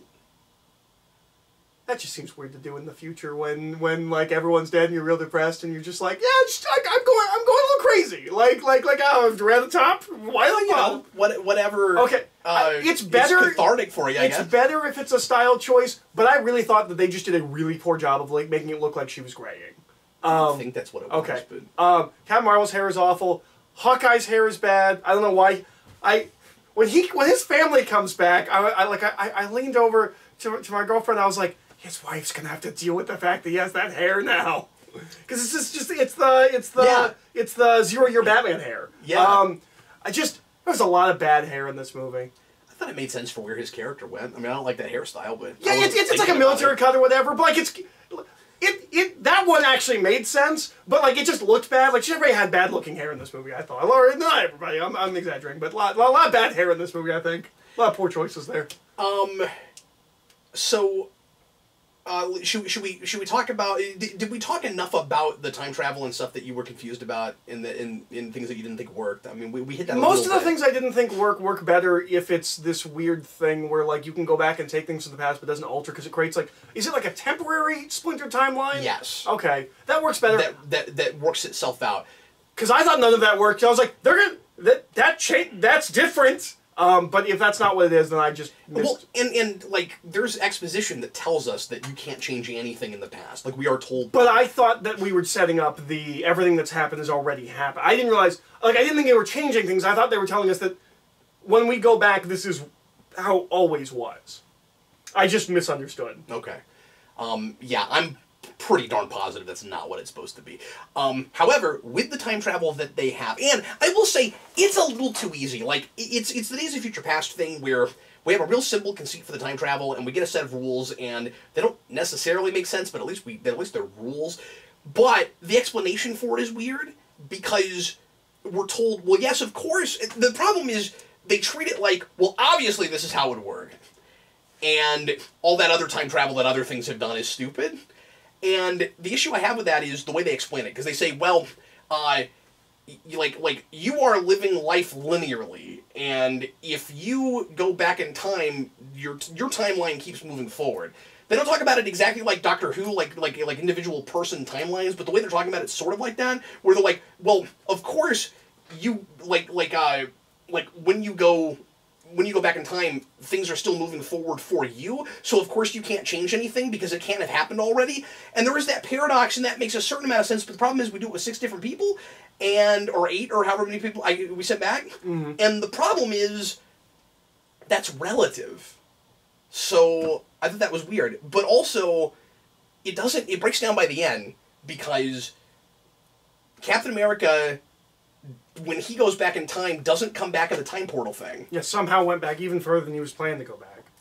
Yeah, and I'm not sure why that is. Like, I don't know if he had that, like, portable time travel thing or not, but I'll look for it next time I see it. But for a second, I was confused as to what exactly happened, and then like, okay, he lived his whole life, and then he knows where they are at that precise moment, so he's on that park bench. Like he goes there on purpose, and he's on that park bench. The problem is, if he can't affect anything... He can't have made it forward to the present. The present has caught up to him. It has caught up to all of them. So now we're in an alternate branching of the timeline? Or because he is here now, sort of arbitrarily, we're saying that he experienced everything he experienced, but none of it actually affected the timeline. But like, as it's going on, does it? Or would it branch off into another timeline because he didn't actually go back in the thing, and then wouldn't that actually affect the timeline? That's what I'm confused about, is that they say it's I did too. They say that it's impossible to change the timeline, but I don't see how he didn't. Unless somehow his life with Peggy Carter only happened for him. But I don't understand how that works. But then that also... But see, doing it like that makes me think that I'm right. And that is everything that's already happened, or everything that's going to happen has already happened thing. That's not how they explain it, though. But that's how it exists. That's how it's used for him. We have our cake and eat it, too, because it's also used that way with the stones. Because we say, well, we have to put them all back where we got them. Which is why I thought was everything that's happened has already happened. But why is that the case if you can't change the timeline? Like, that's the paradox. It's that you can't change the timeline, but you can bring stuff forward with you. So in that case, if you didn't affect the timeline... Folks, leave comments and tell me if I'm crazy. It seems to me like you would have just the stones in both timelines. Like, you have them in the present, but they would still exist in the past, so how come you have to put them back if you can't change anything? I'm very confused by that. Well, and... Because I think it operates on everything, so they have to go back to the exact moment they took them from and put them back to not alter anything. Because otherwise time would alter. But that's that's what's weird about it. That's the only exception to that rule. That and Cap. Because they talk about it, right, but as far as you changed a thing and it's going to mess up everything, The only thing they changed was taking those out of the timeline. It didn't affect anything else in the timeline. The only thing it changes is how the stones work in keeping time together, and then I'm confused by... Hold on, because this is important. Then what confuses me is, wouldn't you have the same problem when you destroy them? Yeah. They're very important to reality. Can you destroy them and reality's okay? I don't understand that at all. I also have a thing about destroying them, but it doesn't alter time if you take them back to right when you left them. Like, it wouldn't alter the timeline because you put them right back where you put them. And if everything's already happened that's already happened, you can put them back, and you know you're going to put them back. That's not the kind of time travel we're dealing with, though. Okay, because that's how it feels like with the Stones and with Captain America. Those are the only two things, though. Because everything else... Those are the only things that affect the present. But we did all kinds of stuff in the past that... I mean, like... Because if I'm right, the past stuff doesn't work at all. Well, yeah, and that's why you can't be right, except for these two things where they have their cake and eat it, too. Because there should be irreparable damage to the timeline if you can change anything once Thanos knows stuff. And he doesn't immediately come forward. Well, and I thought that was all bullshit, too, because of my perception of what was time travel. Or even if he doesn't immediately come forward, he doesn't do all the stuff he did in the past anymore. It's all altered. Like, if that's the case, you get back to a rosy present where he then shows up, right? Because he didn't disintegrate anybody. Yeah. But again, I'm just going on... I thought they played real fast and loose with the time travel, they did. And I didn't like that. They did, but only with those two things. Everything else works okay. Kind of. Why not? Because they say you can't actually change it. You can go back in time, you can monkey as much as you want to. Like you cannot affect the timeline that has happened already. Yeah, but the only two times that anything would affect anything, they did. No, that's not true. But, I mean, the Stones and Cap, like, in the present, we see those two things affect things. Yeah, but they did all kinds of other things that would have affected things, but didn't. That's what I'm saying. I think that's the lazy part. No, it's not. Okay. Because that's consistent with the rules they set up. Okay. They said if you go, Okay. it's the issue most thing. Okay. It's that it all happened already, and that is not the everything you go back and do you must have done. That is. You can go and shoot everyone in the head and come back forward and none of it counts. Okay. That is the time travel they gave us. Okay. There are two exceptions where they broke the rules because they needed to for the sake of the story they were telling. Okay, but one of those breaking of the rules is the plot of the movie. And that is a problem. That is a major problem. Okay. That is a major problem. I wouldn't have done time travel if I couldn't do it. You know, like... They just made it too simple. Yeah. Well, I say that they just gave us rules and then they couldn't stick with them. But what I really liked about their version of time travel is that immediately they set themselves up where they can't cheat. And I was so excited about that. Where I was like, okay, you are promising me that everything's going to count. How do you feel about the characters that we got back in the continuity by pulling them back from the past? Because... Does Gamora stick around? Yeah, she sticks around. Okay, I could not remember if she stuck around or not. That feels... It's at least not a straight-up cheat. No, it's not a straight-up cheat. It's kind of TV melodrama. Because, you know, where it's like... If it wasn't for the romance, like, part of it, because, like, I don't really care about that. Like, I don't want to watch a whole Guardians movie where they have to fall in love again. Which is... You will either have to watch that, or we will just pretend that none of this has ever happened, and that Gunn won't do that. She's caught back up to who she is. I don't think that's what they'll do, but maybe. Or they just won't fall in love. Now, I think it would be much more interesting if, like, she's enough of a different person that they just don't fall in love. Like, Yeah, but she's like 2 minutes before meeting him. I guess he's a different person. He's a different person now, so... Well, yeah, but she changed a lot. Yeah. Over the course of those two movies. True. That's true. She also doesn't know Rocket or Groot or Drax or anybody. It's like Flight Navigator. I was thinking that with Peter Parker, man. Yeah. But no, that was... Except conveniently, everyone I care about also died. That was fine. It felt like a semantical thing, where it's like, well, we can't kill her off. Or we can't keep her dead. We don't want to undo that death. And we underline those deaths are undoable. So we'll bring her from the... I don't know. Like, I didn't hate it. Yeah, we're doing the same thing with Loki, I think. Oh, did Loki fly forward? No, but he grabbed the cube in the past and he disappeared. That's how we bring him back. Oh, that's right. Because trust me, that is how we bring him back. But why does it matter if nothing can alter in the past? No. If he comes back, because he could use the cube to go to the future. Is it the time cube? Well, it's not. No, but it's not they'll do something with that, though, right? Like, they'll find some way. Okay, I'm just saying. Yeah, but anything they do invalidates that nothing to do in the past, that it just corrects itself. Except that he's got, like, a magic artifact that does stuff. They'll write some way that, like... Well, remember, Red Skull got sucked into it. I mean, like, there's... But wasn't in the middle of time travel. No, I know, but there's some kind of workaround they could do with that. He could go to another reality and then time travel there and then come back. There's all kinds of ways you could do that. Yeah. That is how they'll do that. You cannot tell me that's not why they did that. Yeah. If we do anything else with Thor, like maybe he'll show up, I guess, in Guardians or whatever, but like it feels like we're done with Thor.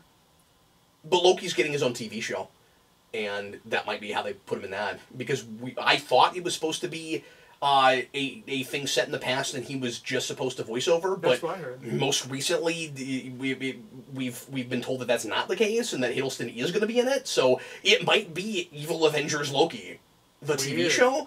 I don't know. I don't know if that's what they're doing. Okay. But I'll be very surprised if they're not doing a thing with that. I'm with you. I don't right away know how they'll do it, but they'll do something with that, I think. Yeah. I do like that Loki immediately sees his opportunity. He's just like, yeah, I'm just gonna leave. Because that's very Loki, and I'm glad that he doesn't just come back to life in this movie like everybody was kind of afraid he would. But I don't see. I think that's what immediately where I'm like, no, I don't want him to come back. We had 2 deaths that counted in Infinity War. I don't either. And one of them's undone, and we left the door open for the other one. Yeah, but at least we straight up killed characters in this movie that will almost certainly never come back. That's the first thing. Almost certainly. Especially with Tony Stark. Like that, and we aged Captain America to, like, a few years before he'll probably die. Like, I appreciate that. That's great. But, with Gamora, I mean, again, maybe my standards are too low. I read an interview after Infinity War came out where the Russos said, this is what I remember, that maybe I'm remembering this wrong, I don't know, because I was surprised not to see it in the movie, where they said that she was in the Soul Stone, and I thought that they were going to bring back the same Gamora, so I appreciated that at least it counted and there were consequences even if we brought past Gamora to the present. I remember that as well. Yeah. What I think, and what I was thinking about while watching this movie, when Hawkeye was having his breakdown to Thor was, oh, that's a bad thing. You can't go undo them because they're now in the Soul Stone. You can't bring that person back because they're not there anymore, or heaven, or wherever anybody's soul go. They're in the Soul Stone, you can't just take them out. Yeah. But then the problem is, the Infinity Gauntlet sort of can do anything and sort of can't. That's the big thing I don't get with that, is like I get a thing being permanent with just the Soul Stone, but once you have the Gauntlet and you're all powerful, you can't break that with being omnipotent. But then it does seem kind of limited, but I don't know how limited. You're not omnipotent. It looks like it's a genie thing. It looks like you get one wish and then it burns up the gauntlet and it can't be used again. And you do it by snapping. That's not true, though. And it will... No, that's not true. It seems to take a toll on you, but Thanos used it a second time. And he kept using it while he was wearing it. He just didn't have all the stones yet. But, like, once he had all the stones, he did the one big thing where he got rid of half the universe, and then when he went to that planet, he used it again. To destroy them. Yeah. So he didn't burn it out. Yeah. You thought that after that movie, but it didn't burn it. Because it looked all burnt out. But then we saw this movie, and he used it again. Yeah, so he did use it. And it didn't look as burnt out in this movie when we see him again as it did at the end of that movie. No, that's true. But I just have big questions about what that's capable of doing. And I can't remember what exactly, but I seem to recall a place where they talked about it almost like... Well, they have the Time Stone. Like, we have these rules, apparently, except for the places where they're not doing it, of time travel where you can't change the past, but if you have the Time Stone, it seems like you could do anything. Yeah. So I'm very confused about that. Yeah. And... Sorry, go ahead. Why didn't you ever just get the Time Stone? Just, like, go back and... Like, they have the Time Stone. Yeah. But, again, if they think that you can't change the past... But I don't know what the Time Stone actually can do. I don't know what any of the stones do. Precisely. 3 of them seem to be the Power Stone. And we say they do different things, but they all seem to be the Power Stone. Yeah. I did like Thanos taking the Power Stone out and punching. That was great. Marvel. Did you have the thing I did, though, where... And again, this is not just comic book. They talked about it this way in Infinity War, if memory serves. Do you buy that whatever metal Tony Stark is using, that it can hold them? Because I don't. So, like, in the book, it's just he just puts them on his glove, doesn't matter. Yeah. In the comics. In the movie, he has to, like, craft this. Like, it's a specific artifact. I don't know about that. But the gauntlet is a special thing. Tony Stark's death is really cool, right? Yeah. I love that it goes out on I'm Iron Man. I don't buy that it can happen at all. You think it would kill him? When Hulk puts it on, it's burning him up. The Hulk, Tony Stark can't use it. We very strongly establish you have to be like a super powerful person to even have it on your hand. It's not just well, and that goes all the way back. That's not, or at least Peter Quill couldn't even hold the one. He had to hold other people. And the only reason he was able to do it in the first place is because he was half celestial. That's what I was going to say. Yeah. No, that doesn't work. We give Iron Man a real cool death, but it doesn't work. But it's not just Iron Man's death. Nobody should be able to hold it. Well, but they're not putting it on. Is the excuse I had to head canon. Because to be fair, it doesn't actually affect. But it should burn out the glove. Like the glove shouldn't be able to hold them. Like doesn't it have to be like a special thing you forge to even be able to hold on to them? I don't know. But then I don't know what that box is in Guardians that has one. So I don't know. Maybe I'm wrong about that. It's like Thor's hammer. Like you could like it's the Thor's hammer elevator thing. I just question whether Iron Man could build a thing that you could then use. That had them. I don't. It's cool that it all goes out on Tony. It doesn't make any sense. You're right. Dang it! I let the thematic stuff get the best of me there, because you know what I love about it, right? Tony Stark, of all people, the quintessential narcissist, gets absolute power, and he has to do that before he finally gets his big his big sacrificial moment, and he's tried to sacrifice himself before and has not been able to die. He had to do that. I love that. Yeah. No, it works character-wise. Yeah. Much like things in Infinity War, it works character-wise. It does not work in the rules of the universe. Dang it! You're right about that. Grr.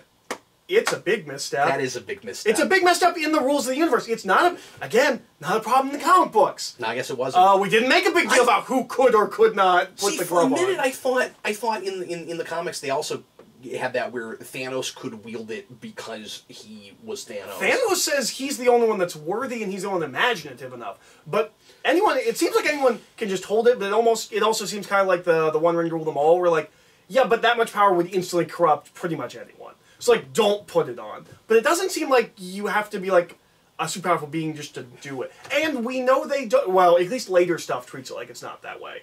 Because we do, the Bendis does an arc with Infinity Gems, and I think Tony has it at one point. Tony definitely has it at one point. So, yeah, it doesn't work at all. Like, plot-wise, universe-wise. That's rough. And I was so distracted by that, I wasn't emotionally affected by the death of my favorite superhero. Okay. Because I wanted to be. I was more affected by the Cap stuff than I was the Tony stuff, and that doesn't make sense. But part of that is because for me, all of that is part of that is because I knew Tony was going to die, and I knew he was going to go out on a big sacrificial death, or at least I was pretty sure, and I was right about it. The part of the reason that I was more blindsided by the Cap stuff was because I did not expect him to age him. I didn't either, and that was so cool. I didn't either. Although sometimes. And I don't actually want this in movies because I'm so done. And he looked good, elderly. He looked the best I've ever seen the Marvel Universe do. Did you have what I did, where for a split second I thought it was a different actor, and then I was like, oh wow, that looks great. No.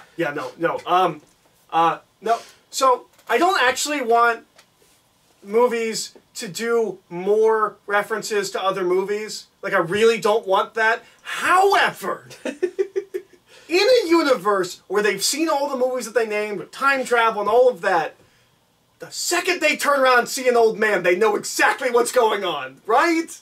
Like, you immediately know that that's Captain America. They have to walk over, see him, and have him speak before they're like... Nope, you're wrong about that. Okay. They know it before they walk over. Do they? Okay. Yeah, because Falcon and Winter Soldier look at each other. Oh, yeah, and Winter Soldier tells him to go over. They know who it is. Okay. Then that's fine. That totally works. That's why he does that. Okay, that totally works. He knows it's Cap. Yeah. I'm excited for Falcon Cap, whatever form that takes. I know, me too. Well, I hope it takes a form. I mean, we don't even know if we're getting, more Avengers movies of any kind, and we're giving them a TV show, and I don't know if that's relegating them to television or putting them in both. How long do we have before Marvel starts announcing movies that they actually have coming forward? Great question. I don't know. I mean, we don't even know, who the architects are right now. I mean, we know that the same guy is directing the next Spider-Man movie, and we don't really know anything about another Black Panther movie yet. I think he's signed on. Is he? Okay. I think he has officially signed on. Feige is still in charge, but the Russos were the architects of all of this for a long time, and we don't have a Joss Whedon anymore. Yeah. So everything from Tony's snap forward, I mean, aside from the fact that it doesn't make any sense whatsoever. Well, it hurts my feelings that you're right about that, but I think you are. Unless someone can be like, well, because he was wearing the Iron Man armor, but he has to be in the Hulkbuster to be able to fight the Hulk. I don't think it works that way. But anyways, so that stuff forward, I really like the epilogue. I also think the epilogue's a huge mistake for the exact same reason you've been saying this whole time. This is it for the Marvel Universe, right? For people, Do you think? I was going to ask you that question. If you they gave it an ending. They gave it an ending. They put a period at the end of this universe, and I think I'm having a hard time being excited about anything past this. I had the characters that I kind of had that too, and I was like, but I was more excited for Homecoming walking into this theater. For the whole year, I'm more excited for Homecoming than I am for this movie. Maybe Far From Home, but yeah, that exciting. Yeah, I keep calling it Homecoming. I also keep calling this Infinity War and Infinity War Endgame. I keep doing that too. Which is weird because they're in no way similar titles. The reason is because we got so used to calling the culmination of all of this Infinity War, and we didn't have a title for this movie for the longest time, which is still weird. It's still weird. Especially when it ended up being the title that it was. And you're like, why did you hide that? You could have announced that when you announced that it wasn't Infinity War Part 1 anymore, and we still wouldn't know what it meant. And I'm going to see in the movie, we're like, okay, so the next movie is the end game. Yeah. Why I don't know why we did that for so long. That's weird. They didn't have a title. But no, I don't know if I need an Avengers movie again in this universe. It's gonna feel starting over. I'm still excited for Spider-Man, but after this, I just want the original character movies. I don't need the crossover thing. I mean, they can cross over Nick Fury's gonna. You don't need event movies. Yeah. I think it would be really smart if they don't do one for 5 years, because we know we have a 5-year timeline that planned out to 2025. You just give us movies for. I think it would be very smart to not do an Avengers movie in all that. Especially considering that that's working well for DC right now. Mm-hmm. They have found their stride finally, or it looks like they might be finding their stride in not worrying about the big continuity thing. And what Marvel will still have over them is that it all interconnects. Mm. But DC is not doing big event movies, and I don't know that Marvel necessarily need. But then, do they or don't they? Because, boy, you could be damned if you do and damned if you don't. Because if people are, not as compelled to go to the movies after this feels like it put a period on it, like you said, are they going to feel like they need to do big event movies to keep hooking them? Yeah. Or is that a mistake? I don't know. I don't know what you do after this. I don't know. I really don't. The thing that this does get, though, that you said that this gets to do with the comic book stone is we got to have an ending for Tony Stark, we got to have an ending for Captain America. I love that. I love it so much. And even for characters we killed off. I wish we got to have an ending for Thor, because maybe Hulk. It kind of starts with them. I forget Hulk because we changed actors, but those are the 3 movies I think of before the Avengers.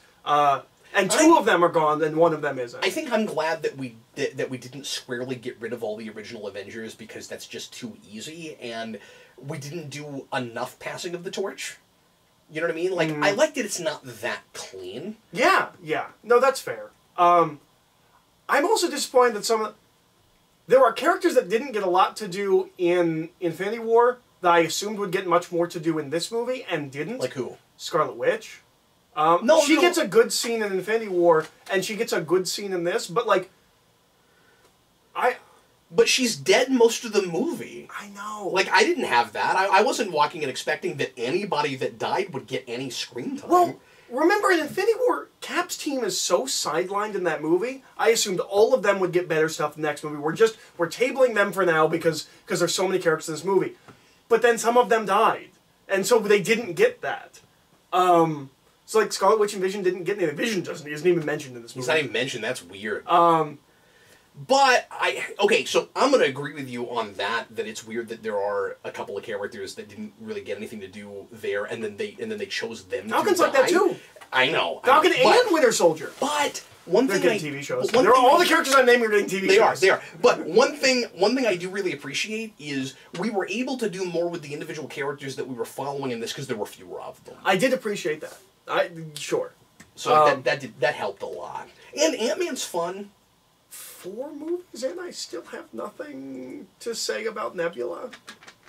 I keep waiting for her to get to do something that makes me care one way or the other about her, and I just... Ooh, I thought she worked great. I thought she was really interesting. Okay. What I like about that is driving home the thematic idea of you're never the same moment to moment, and you have the characters who are the same person 5 years ago and now, and then you have the characters who are not, and then you have Hawkeye.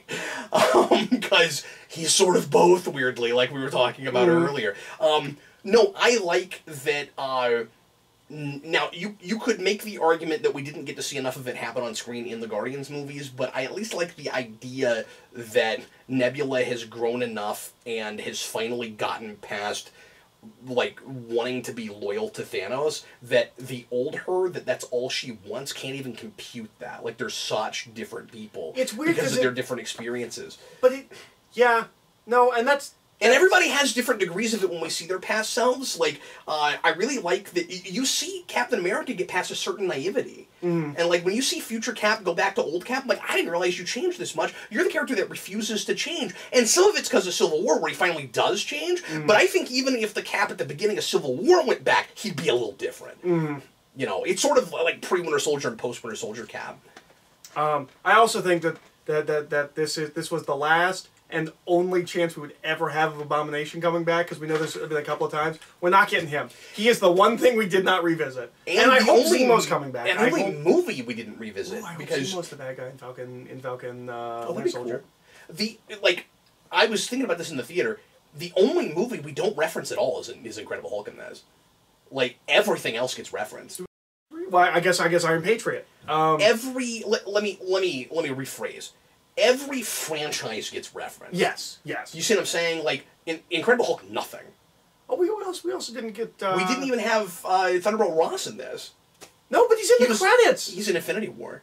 But maybe he's... See, there are a couple characters that I think might be at the funeral and I missed them. Maybe he's one of them. I think Thunderbolt Ross might be at the funeral. Because Colby Smulders is listed in the credits, and I didn't see her anywhere. I felt like they treated it like credits for both movies. I felt like they treated it like that. I don't know if they did or not, though. I don't know either. And that funeral was really cool, like the way they pan across everybody. But did you have what I did? Toward the end of that pan, there were a couple people that I was like, I don't know who that is. I'm not sure who that is. Yeah. Almost everyone I knew. And then I felt... I shouldn't even say this out loud, but I'm going to. I had it for a split second with Carol Danvers because she's got different makeup and hair in this, and I was like, who is that? Oh, that's Carol Danvers! You know what I will say? She's at a funeral for a man she spent 5 seconds with and doesn't know at all. Yeah. Well, she helped him get back to Earth. I guess that they have a history. Sorry. You know what I will say that I liked in this, that did feel comic booky? The only thing... I'm going to disagree with you strongly. I don't think this felt comic booky at all. Boy, that big fight at the end did. Okay. I didn't... Well, okay. But that's because the chasing gauntlet round is, I guess, specifically out of Infinity Gauntlet. That and just so much stuff going on with all those characters coming back. I mean, like... I was a little checked out because I was like, oh, this is the end of Infinity War again. I was a little disappointed that we just did another, like, big Lord of the Rings scale battle. Because that's what we did last time. I wouldn't have done that in the previous movie if that's what we were doing here. I know there's more characters, but it felt like a double beat to me. Wow. Looking at the two movies as a piece, your halfway marker is a big giant battle with two armies running each other, and your finale is a big battle with two armies running each other. See, you're not right about that, because the big battle in Infinity War is not the very end of the movie. It's not the big culmination. It's like the beginning of the third act. But it runs the whole time, because it's in that fight that Thor puts the axe into Thanos, and then he snaps. It goes to the end of the movie. Oh, okay. I mean, I think when Thor shows up, he like takes out a bunch of dudes, but like... But there's like two different fights going on? There's also the Thanos... This is both those fights together. It's the Thanos fighting over the gauntlet, and it's the big war fight. I don't know, as I was watching it, it didn't feel like a double beat to me, but... So, maybe you're right about that stuff. My eyes kind of glazed over. I was like, I already saw this. Okay. I wouldn't have done it in I wouldn't have done it back-to-back big fights like that. Well, I felt like it was a kid pouring all of his toys out of the toy box in the best way possible. Like, It's more toys than it was last time, but it felt very similar to me. It just felt like a big Lord of the Rings. And I get that Lord of the Rings is nothing but those big battles, but that bores me too. Well, me too, because I can never tell what's going on and who's who. These are at least characters that like I'm invested in and I care about, and we stagger it well, where it's like we have things going on for a while, and then some characters come in and they do some things, and then some characters come in and they do some things. But... What feels super comic book to me? Maybe the only thing that feels super comic book to me in this movie that I did love, the matching time suits. Yeah. I don't know if those are time suits. Those definitely show up something. Like, I think those might be like Avengers space suits. I loved it on top of the War Machine armor. Hickman kind of thing. It looked like something that like his FF would have worn.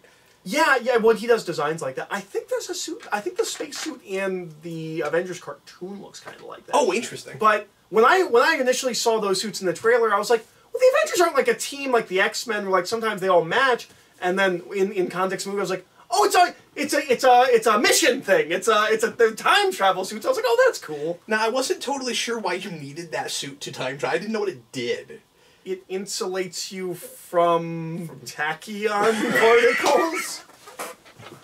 Sure, we'll go with that. I couldn't believe that tachyon particles were not brought up one time. We never mentioned a tachyon particle. I liked that they all had Ant-Man helmets, except for the characters that already had helmets. So War Machine and I think Tony have Iron Man helmets, and then everyone else just has Ant-Man helmets. I like that. I thought that was funny. So you didn't care for making Thanos the bad guy again and just bringing him forward? No, because I don't like their Thanos. And so I was just, more of this person who I already think is not interesting, and they didn't make him any more interesting to me. Can I say something that's going to sound just preposterous? Did it turn you around on him? No. Okay. No, but there was something that I enjoyed about the simplicity of just making him, like, a straight-up evil villain all of a sudden.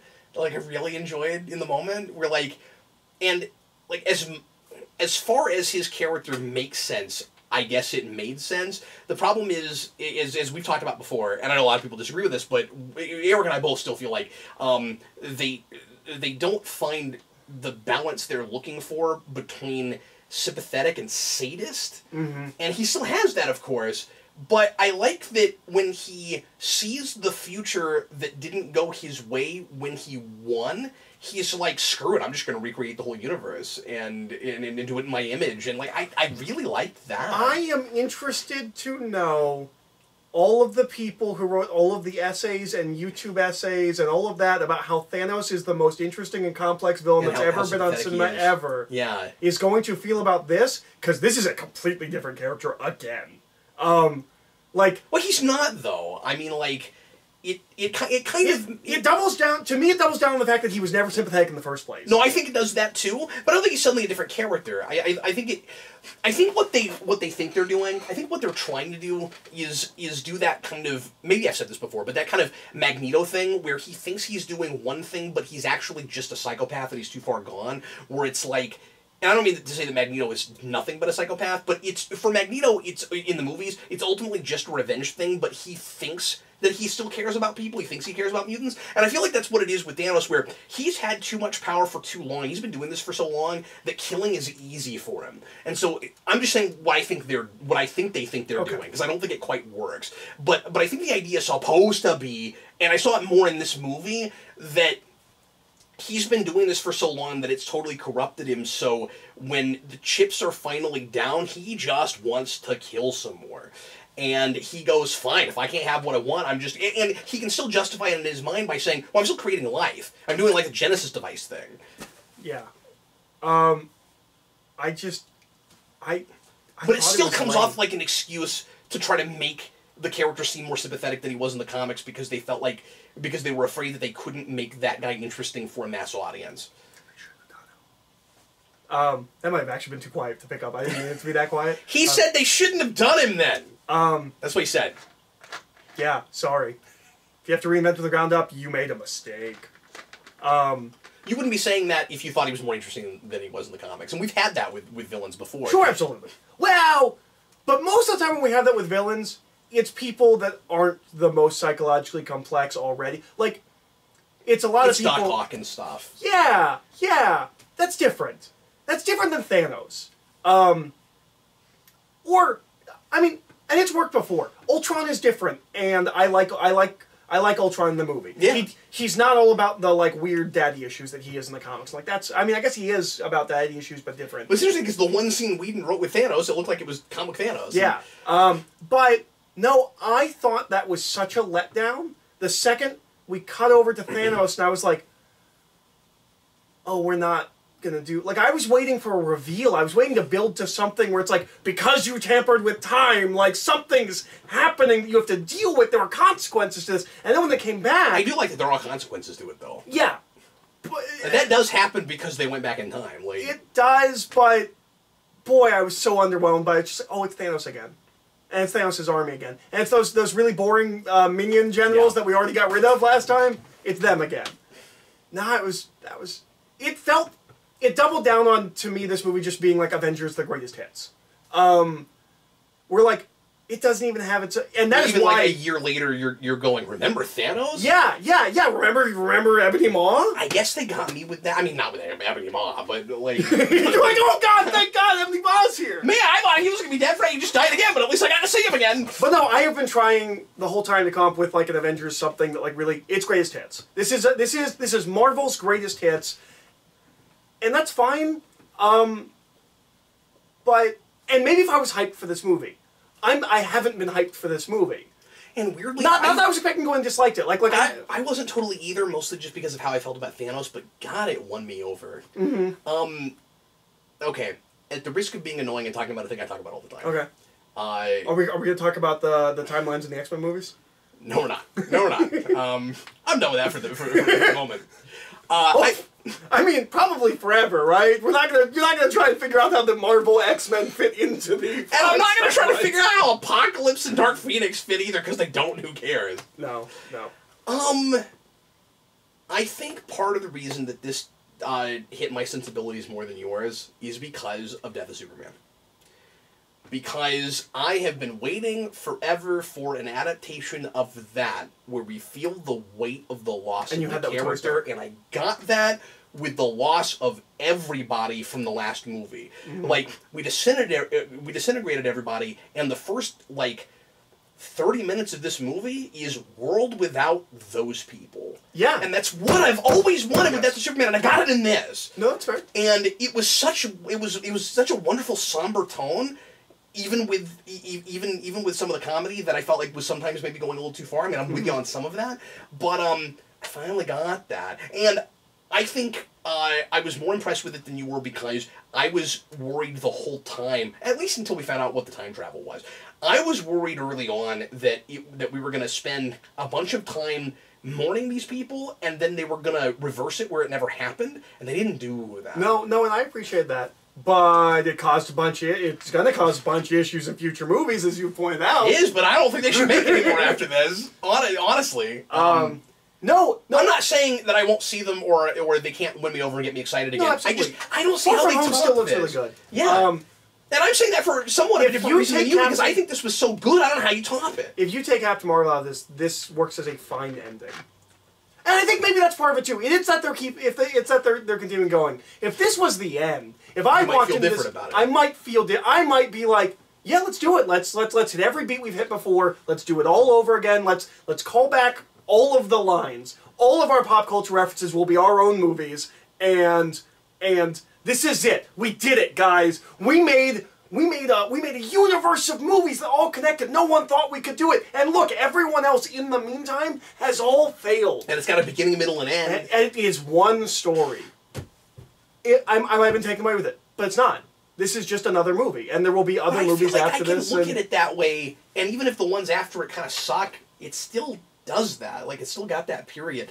I wouldn't have that if we didn't kill off anybody or if the Captain America thing didn't happen. But the fact that both of them get that kind of send-off, that helps me a lot. No, and so my favorite part of the movie is the Hawkeye Black Widow stuff, but after that is all the epilogue stuff. I wanted to be more emotionally moved by Tony's death, but I wasn't because I was caught up on whether or not he could even physically get to the point where he could do the thing that killed him. So that was unfortunate and took me out of it there. But like I love his funeral. I think his funerals I really like Happy talking to his daughter and where he's the cheeseburger thing. Where he's like your dad like cheeseburgers. She just goes, okay. Like, she's just like, okay. Like, everyone likes cheeseburgers. Why is that significant? I want cheeseburger. And you can have all the cheeseburgers you want. And she goes, okay. She was great. Yeah, I liked her quite a bit. She looks familiar. I feel like I was seeing her in something, but I don't know what. I thought she was really good. But no, I really like the epilogue. And that's a nice callback to 1. And I like that it's Favreau saying it. Yeah, yeah. Like, that's really cool. I also liked it being Favreau there because it's Favreau. Yes. He's also the man that started all of it. Yeah! And he's at the very end! It's awesome! Yes. Did you have what I did with certain characters, and Happy was one of them, where I got to the end of the movie and I wasn't sure about some characters, whether or not they disintegrated? I don't know if Happy disintegrated or not. I don't know if he's been around the whole time, or if he died. I don't know either. Because if he did die, it explains why he's nowhere around when Tony's out on the ranch, but then maybe he just didn't need him or fired him or whatever. But then, if he is around... But if he's not around, it's weird that he seems to have a rapport with his daughter. So I'm inclined to say that he's stayed around the whole time. Yeah. But then he wasn't around. So like. Yeah, I don't know. Does he know her? I don't know. Because I say they have a rapport, but that scene could happen with them not knowing each other. Yeah. Like I don't know. Yeah. I had that with a few characters. Especially Spider-Man characters, like I said earlier. I don't know if Aunt May died. I have no idea. No, at the end of the movie, I feel like I watched 2.5 hours to watch a half hour. Like, I felt like I kind of sat through a movie so I could get to that epilogue. Because honestly, that's all I needed. And I didn't, it's not bad. I didn't hate it. I didn't hate it. It just, I felt my eyes glazed over for a lot of this because it's just not at all what I wanted her for me. And so, like, I just needed that character resolution. This could have been a short film for me. Where it's like, and then, you go the black and white screens where it's like, and then Captain America, and he went back in time, and he became, and then we get to see those scenes, right? Oh my god, I want to make that video! That's awesome! And then and then Captain America went back in time and lived the life he always wanted to, and he's 75 years old now. Well, I guess it actually wouldn't be that. It would just be, because it would be abridging the parts of the movie before that. So it would be like, and then Thanos came back from the past, and they fought again, and it's basically a Civil War. So like you could do like Civil War reenactments and things, and just do like a real like History Channel documentary thing. But yeah, like I liked the ending. Like I liked it. I liked the ending of this movie as the ending of the MCU as a culmination. My problem was that it felt like everything culminated into itself to get to that point. We didn't culminate to anything. We culminated backwards and re-hit everything again, and then it was over. And it just didn't work for me. But I got to live with everybody with the mourning and the tragedy and all that stuff works for me. And some of that's really good. I wish we spent more time. I'm totally cool with that Hawkeye show. It's just Hawkeye in that 5-year gap. It'll be like Arrow. For 5 years, I was trapped in a world where half the people were gone. And I became a Ronin, and I went to Japan, and I just murdered bad people there. Yeah, that'd be great. That costume looked okay, but it's so darkly lit, I couldn't get a good look at it. And I never got to see the mask. I was trying to see what the mask looked like. It takes off before I can see it, and I didn't appreciate that. Because Ron's got a cool mask. I want to see what it looked like. I'm going to say a thing that's a very me thing to say, but I feel like I should probably mention this somewhere, and that is, I appreciate the fact that as, like, as dour and sad as this is at the beginning, it remains a family film. I had some do you think there are places questions where about it some isn't? crudity. Okay, all right. I don't know, so there's a Just conversation. Thor? Well, so it's like there's a conversation with Oh, I like Valkyrie more than I did. yeah, 'cause she's barely in it. Well, okay, but like you've talked about things No, that seem to that's barely fair. be there. She's not. That's I mean, yeah. she's not in a lot of it. But I also liked her more. did you not feel like she was? And I only saw Ragnarok the one time and I didn't like it. But and maybe that's not fair. Maybe I should see it again. But I only saw it the one time. She felt like a completely different character to me in a good way. Well, I didn't recognize her when I saw Ragnarok, and I've seen her in more things now. But like I had seen Creed, but I didn't realize that's who that was. Mm-hmm. I maybe I've just seen her in more stuff now, but like I just recognized a lot of like facial tics and things where I was like, I feel like she's just doing the thing she usually does, and she's not doing like the over the top Valkyrie thing she was doing. But maybe it's not as over the top as I remember. Well, but she's not playing like a drunkard. She's not playing like she has had an arc and she is a different person now. Oh, that's true. But that's a good point. Because all that drunkard stuff didn't work at all. I forgot she even had that. Yeah, she falls off and now the it's landing pad. But that's fun because now it's like a reverse thing. Because like Thor is that, and now she's responsible, and that's good. Sure. No, that's good. Sure. On paper. Yeah, let's just throw away one of the founding pillars of our universe and make fun, make him fat and dumb. We've got a new model. We'll replace him. It would be good. I don't know why he never ever embraces kingship. He's like I need I like the line. Why does he keep embracing it if he doesn't want it? I think is the real question. I like the line at the end where he says I need to be who I am and not who I should be. I like that line a lot. I do too. But then he goes, I don't know who that is. I don't know what that is. I don't know what I want. Yeah, I'm just gonna screw around the Guardians of the Galaxy. I just don't like. At the end of the day, is the message with Thor? Yeah, he's kind of just a goofball. He's kind of just a screw up. I don't know what he is. And they never knew what to do with he's Thor. He's just an adventurer where he just wants to go fight bad guys. Like I can accept that. That's fine. But like, it's weird to say. I have no sense of purpose, but I need to be who I am. Like, I don't know about that. Yeah, it should be. And I don't know who that is, so I'm gonna go find it. He just doesn't say that. It would be nice if he said that. I feel like there was something else that I was gonna go to, and then we went off on. We went off on Thor. Oh, you said there were crude things you weren't sure about. Oh, so it's just it's one of those things where I liked almost everything where I was like yeah, but I don't know about for kids. So I like the conversation that Tony Stark has with his daughter where they keep saying that one word. Oh, sure. And that scene was fine, but I feel like there's a couple of scenes like that where I'm like, when you put all these right next to each other, maybe there's too much of it. I don't know if there's not a little bit too much of it. Like I'm not saying don't take your kids. I didn't even think of that, and it's weird that you thought of it and I didn't. Yeah, it is weird. Huh. But you're not wrong. Now that we're sitting here talking about it. There was one more quick thing I wanted to... okay, so folks are going to disagree with this, and... That's fine, they'll disagree with everything I've said. And, I don't know if I'm even right about it, but let me tell you the thought I had while it was happening. You said self-indulgent, and I don't think it's as much that as you're saying it is, although I think there are places where they're pushing the envelope. There was one big thing that I thought was a little pretentious, or just making too big of a deal out of something like going, look how clever we are, or can you believe we're doing this? I wasn't sure about how slow the words 5 years later came on the screen. I agree. Years. Oh my god! No, it's worse than that. Because it's like 5, and I was like, oh man, let's skip ahead 5 years. Yeah. No, I know. Years. And I was like, why did that take so long? It's just gonna blow my mind? Because I guess they thought you might think it was going to be days or weeks or months or something, and you're like, oh my god, we did a 5-year time. It was cool we did that. It was cooler that we stayed there. Obviously, I'm giving them that, but I'm just complaining about the title card. Also... Yes, I'm complaining about the title card, okay? So there's an explanation for what I'm about to complain about that everyone in the comments is going to bring up. I don't care. Okay, go ahead. I get that Thor is fat and a joke. He got an axe. Specifically designed to kill Thanos. They call it a Thanos killer. When he him almost and killed himself getting it made. When him and Iron Man and Captain America are all fighting Thanos, it may as well just be Mjolnir. It doesn't seem special. It doesn't seem. It may as well just be a piece of wood with metal in it when he's swinging at Thanos. He cuts through Infinity Gauntlet beams with it and puts Thanos right between the shoulders in Infinity War. It's just a regular fight scene in this movie.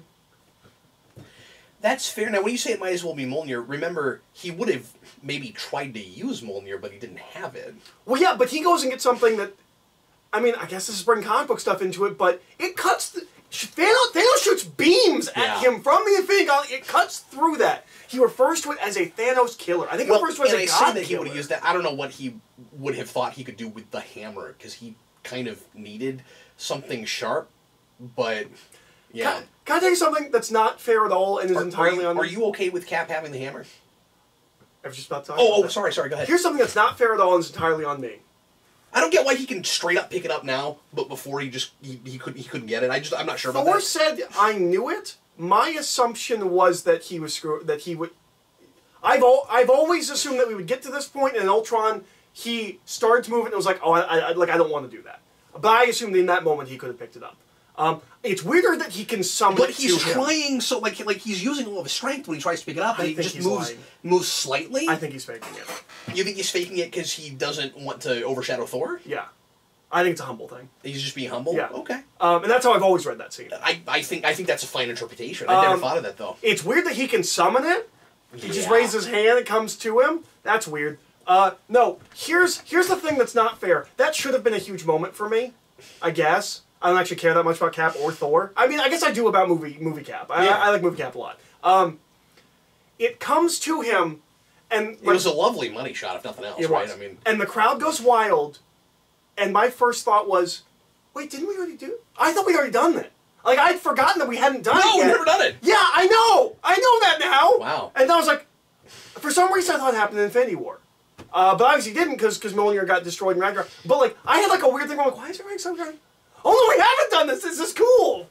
And then we just brought everything we were missing from the past? Yeah, that was weird too. That felt like a weird cop-out. They're like, oh, you'll just get Mjolnir. So there's like a pass Thor that doesn't have Mjolnir now. We did it with the shield too! So Because Cap just, when he goes back in time, he gets the shield, he just keeps it for all those years. Yeah. So we also have the shield from the past, sort of, technically. But where did he get his shield? Because that's not the shield they give to Captain America, because I assume he doesn't go back in time and live as Captain America for all that time.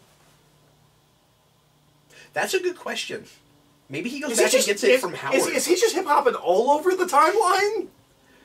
But there's not enough metal to make another one. That's the only one. We're told that in First Avenger. He would have to go back in time, get the shield, go forward in time. I have a theory. Okay. I have a theory. He goes to Wakanda, but then I don't know why they would let him in without trying to murder him. They're still pretty isolationist at that point. They're entirely isolationist at that point. No, they would try to spies. They would try to murder him.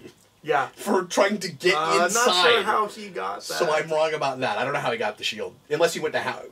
Well, no, that doesn't work either because of what you said. Yeah. He breaks into the ice and he goes, I know that I can't affect anything in the timeline, so I'm going to steal the shield. So he wakes somehow the shield is still going to be there. He wakes up with the shield and without the shield? Yes. That's what happens. He's like Schrodinger's Captain America? You wouldn't think you would believe this when I say it, but it actually makes more sense than him going to Wakanda. I'm sorry. I know everyone's going to be angry at me. You don't have to apologize for how you feel. You were so shocked when I was like, I didn't like this movie. Well, I'm sorry for being shocked, but no, it's. I assumed I liked it better than you. I didn't think you'd flip your sign right. I was a little surprised by that. It's feeling it. Like, is this a good movie? Hey, probably. Hey, being surprised is not a sign of disrespect. Okay, sure. I totally respect your opinion. No, I understand. And I respect yours. I don't think you're a drone. I appreciate that. But yeah, no, I just. But maybe I am in places because I mean, like I had giddy schoolgirl stuff. You know, I mean, you have that with comic movies when you get excited about stuff. But I mean, like when it came out, you called Iron Man 2 like the best comic movie. I absolutely did. I was also like 18. Well, I was 20. But I did get some of my Infinity Gauntlet stuff that I didn't get in the first one, and I like how we subverted the Nebula thing, because I was expecting her to pick up the gauntlet at some point, and she does, and that's pretty cool. You know what I think in Infinity Gauntlet, Nebula gets the gauntlet at the end. At the end of the day, well, at the end of the day. At the end of the film. Or like at least part of it.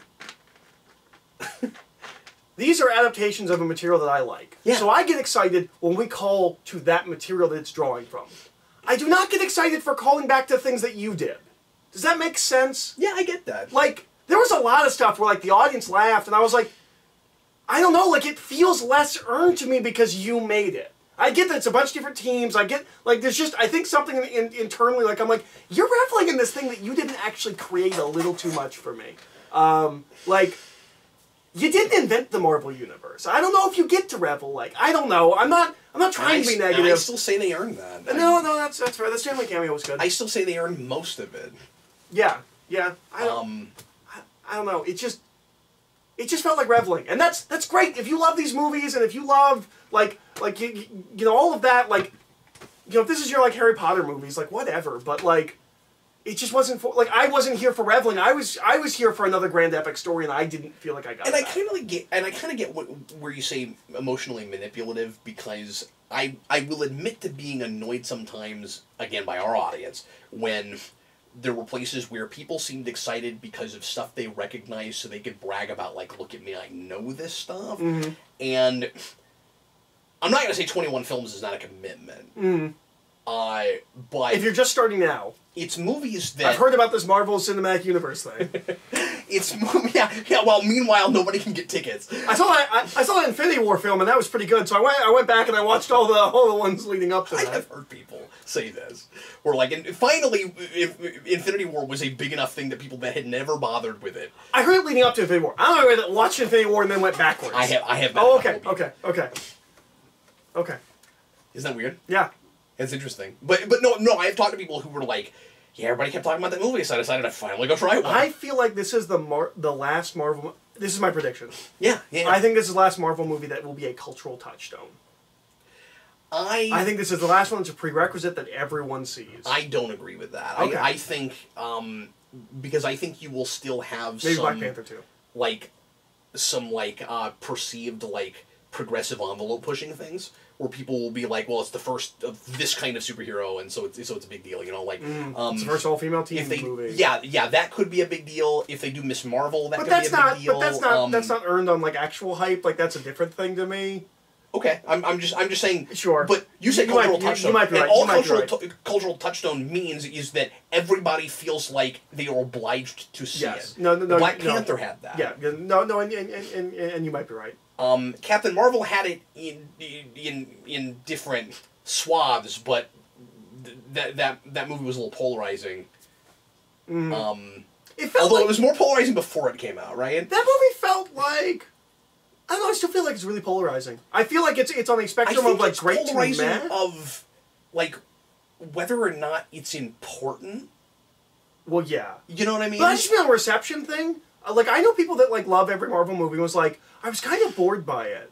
Like, I know a lot of people that didn't care for that movie. There's a spectrum of opinions. Yeah. But I don't think it's like polarizing the way Dark Knight Rises was. No, it's not polarizing with Ghostbusters either. Where people aren't at each other's throats over it.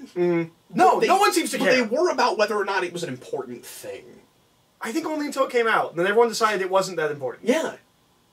Like, I don't think it is. Yeah, but no, it wasn't that important. Whether it was a good movie or not is a completely different context. Yeah, that's a different thing. But Captain Marvel, not important. I thought it was a pretty okay movie. Did it push any kind of major social envelopes or anything? No, I don't think it did.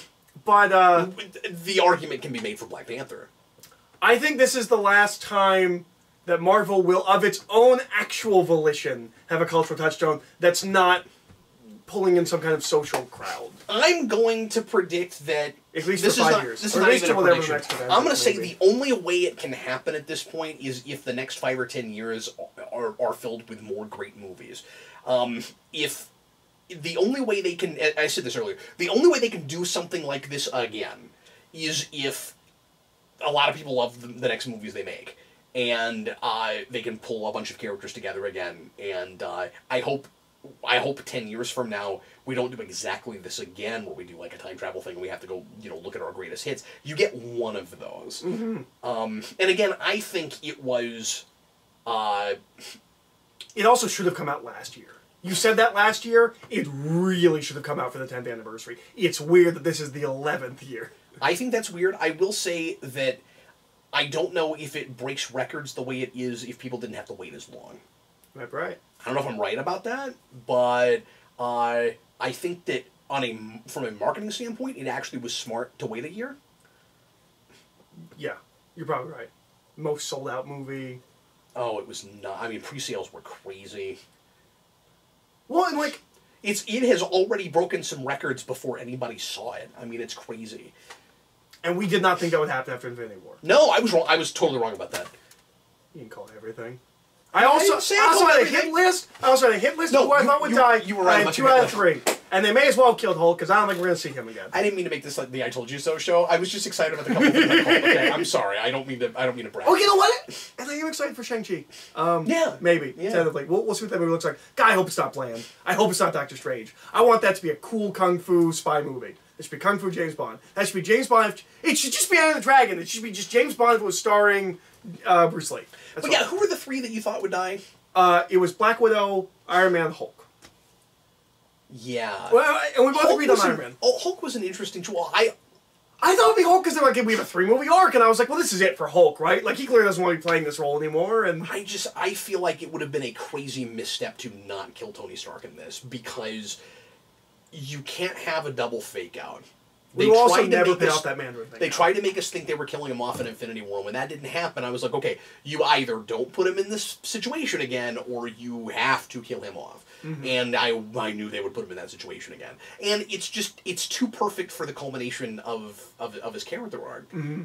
You know? That, like, this guy had PTSD over knowing there are aliens, and he gets all of the power of the universe. You know, theoretically. I don't know how... Well, we brought those whales back. Those space whales, those weren't in the lab. They weren't in Infinity War. We had those for this big battle. And then somebody takes one out... And he saw them in his vision. You remember that? Yeah. Yeah, but Infinity War is what he saw in his vision, right? It was not this battle. This is the good battle. It's hard to say. Oh, okay. So we are well past 2 hours. So we should end off here. Show breaks weird, or breaks different. Hold on, wait. Oh, sorry. Go ahead. Someone takes down one of those big whale things that should not be able to take down. Oh, Giant Man. Doctor Strange question. Giant Man punches a big whale thing. It just goes down. I call BS. Really? I call BS on that. It was a cool moment. It's proportional strength. It's not. You can't punch it. Anyways.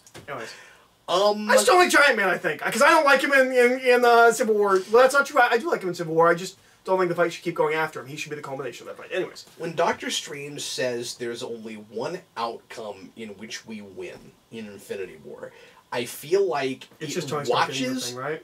I feel like it watches like they didn't really know how they were going to write that. Because I feel like there are just too many different permutations where they could win once they get to the place where they are at the end.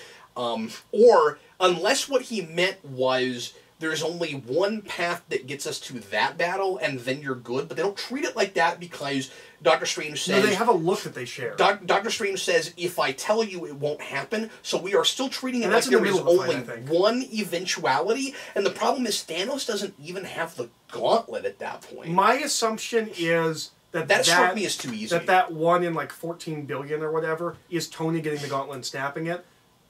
Like, maybe theoretically, if anyone else had gotten the gauntlet, they wouldn't have thought fast enough, or they would have thought wrong, and they would have messed it up. Like, this is the... Like, Tony getting the gauntlet and snapping, because snapping is how you use the Infinity Gauntlet, because in the comics he snapped once. Tony snaps, and that's...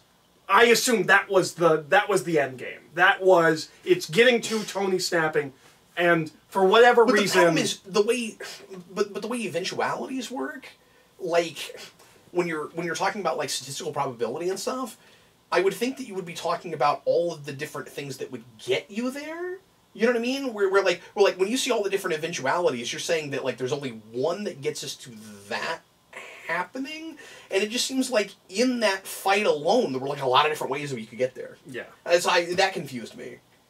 Yeah. But I don't know. Well, yeah, with like probabilities and like splinter time, like I want to think he was talking about the rat. I want to think he was like, there is one timeline where that rat turns on that machine.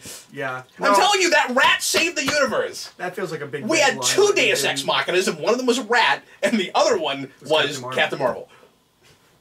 I didn't even catch the rat. I thought he just came out for no reason. I was going to complain about that even worse. When you watch it again, you will laugh. Okay. Because it's hilarious. There's just a rat that like walks across and turns it on. So this was like a real spoiler cast. Like we hit everything. This was a full blown spoiler cast. Yeah. Is there anything else that you've got to talk about? I'm sure there's something we missed that folks will be sad that we didn't talk about, but no. A lot in this movie, and we talked for almost 2.5 hours. I'm interested to know what's in. Can't believe we went that long. I'm interested to know what's in the next. If we do another Avengers, who's on that team? Me too. I guess. Black Panther, Captain Marvel. Who else? Because there's so many people that are. Marvel might not be on that team. She doesn't seem to like to be on Earth. There are so many people that are on. Yeah, but they're going to treat her like Tony Stark. They keep saying so. She has to be. Yeah, you might and they're gonna treat her and Black Panther as two sides of some kind of coin, even though there's not an obvious. We've had her in 2 movies. There's not an obvious ideology yet. I know what Black Panther's about. I don't know what her opposite is, but they should be. Whatever it is, it's better than what Black Panther's about. I would think that at some point they'll do a civil war with them, but I don't know what that is. Because they're treating Black Panther like they're Captain America. Oh, man. Which I love, but... How weird would it be if he could be called Captain Wakanda? If in 5 years we get to Civil War 2. And they call it that? Yeah. That would call it Civil War 2. Wild. Who else would be on that team? Because there's so many characters that are getting TV shows now. And I don't know if they're going to be involved in the movies anymore, any of them. I don't know. I mean, I would think you would still have Hawkeye, Scarlet Witch, Vision. Vision's not mentioned in this movie. Isn't that weird? I know we said that earlier. And that sound effect's not worth... Do not wait through the credits. So there's an after-credits sound effect. There's not a scene. I think it was classy of them not to do an after-credits scene. Especially since this is like the culmination of everything and they could stop here. It's kind of nice that there's not anything after the credits. But there's just a sound of clanking metal, and I don't know what the point of that is. We think it might be Iron Man? That's what I think. I think it's supposed to just, like, be, I don't know, bookending. Just going all the way back to the beginning. I would have paid... If we were just going sound, I'd play the beginning Back in Black. That's how Iron Man opens. Yeah, that's less vague. I didn't feel like that was worth waiting for. I hope this is the end of after credit scenes for Marvel. It won't be. I hope it is. It won't be. At the very least, the Guardians movies will keep doing it. That's fine, but they do them the way they traditionally were done, where it's because they kind of go through the credits where you're still watching a movie. Well, after credit scenes used to be usually like funny things, like they were never like important. Like I don't have a problem with you doing it in a comedy. Like comedies always did. Like well, we start with the important thing. Yeah. I mean, the Iron Man one is Avengers. Yeah. I do think it's super classy that we end that funeral looking at Fury and he doesn't say anything. That is clearly a callback to the after credits of Iron Man. Like you're just taking a full circle. I like that a lot. But yeah, so that was Endgame. Endgame. Yeah, it doesn't feel like we've been talking this long. I don't know if we disagree as much as I feel like we disagree, or how much you would think we would disagree on how kind of polar opposite our reactions were. I don't think we're disagreeing on a lot of details.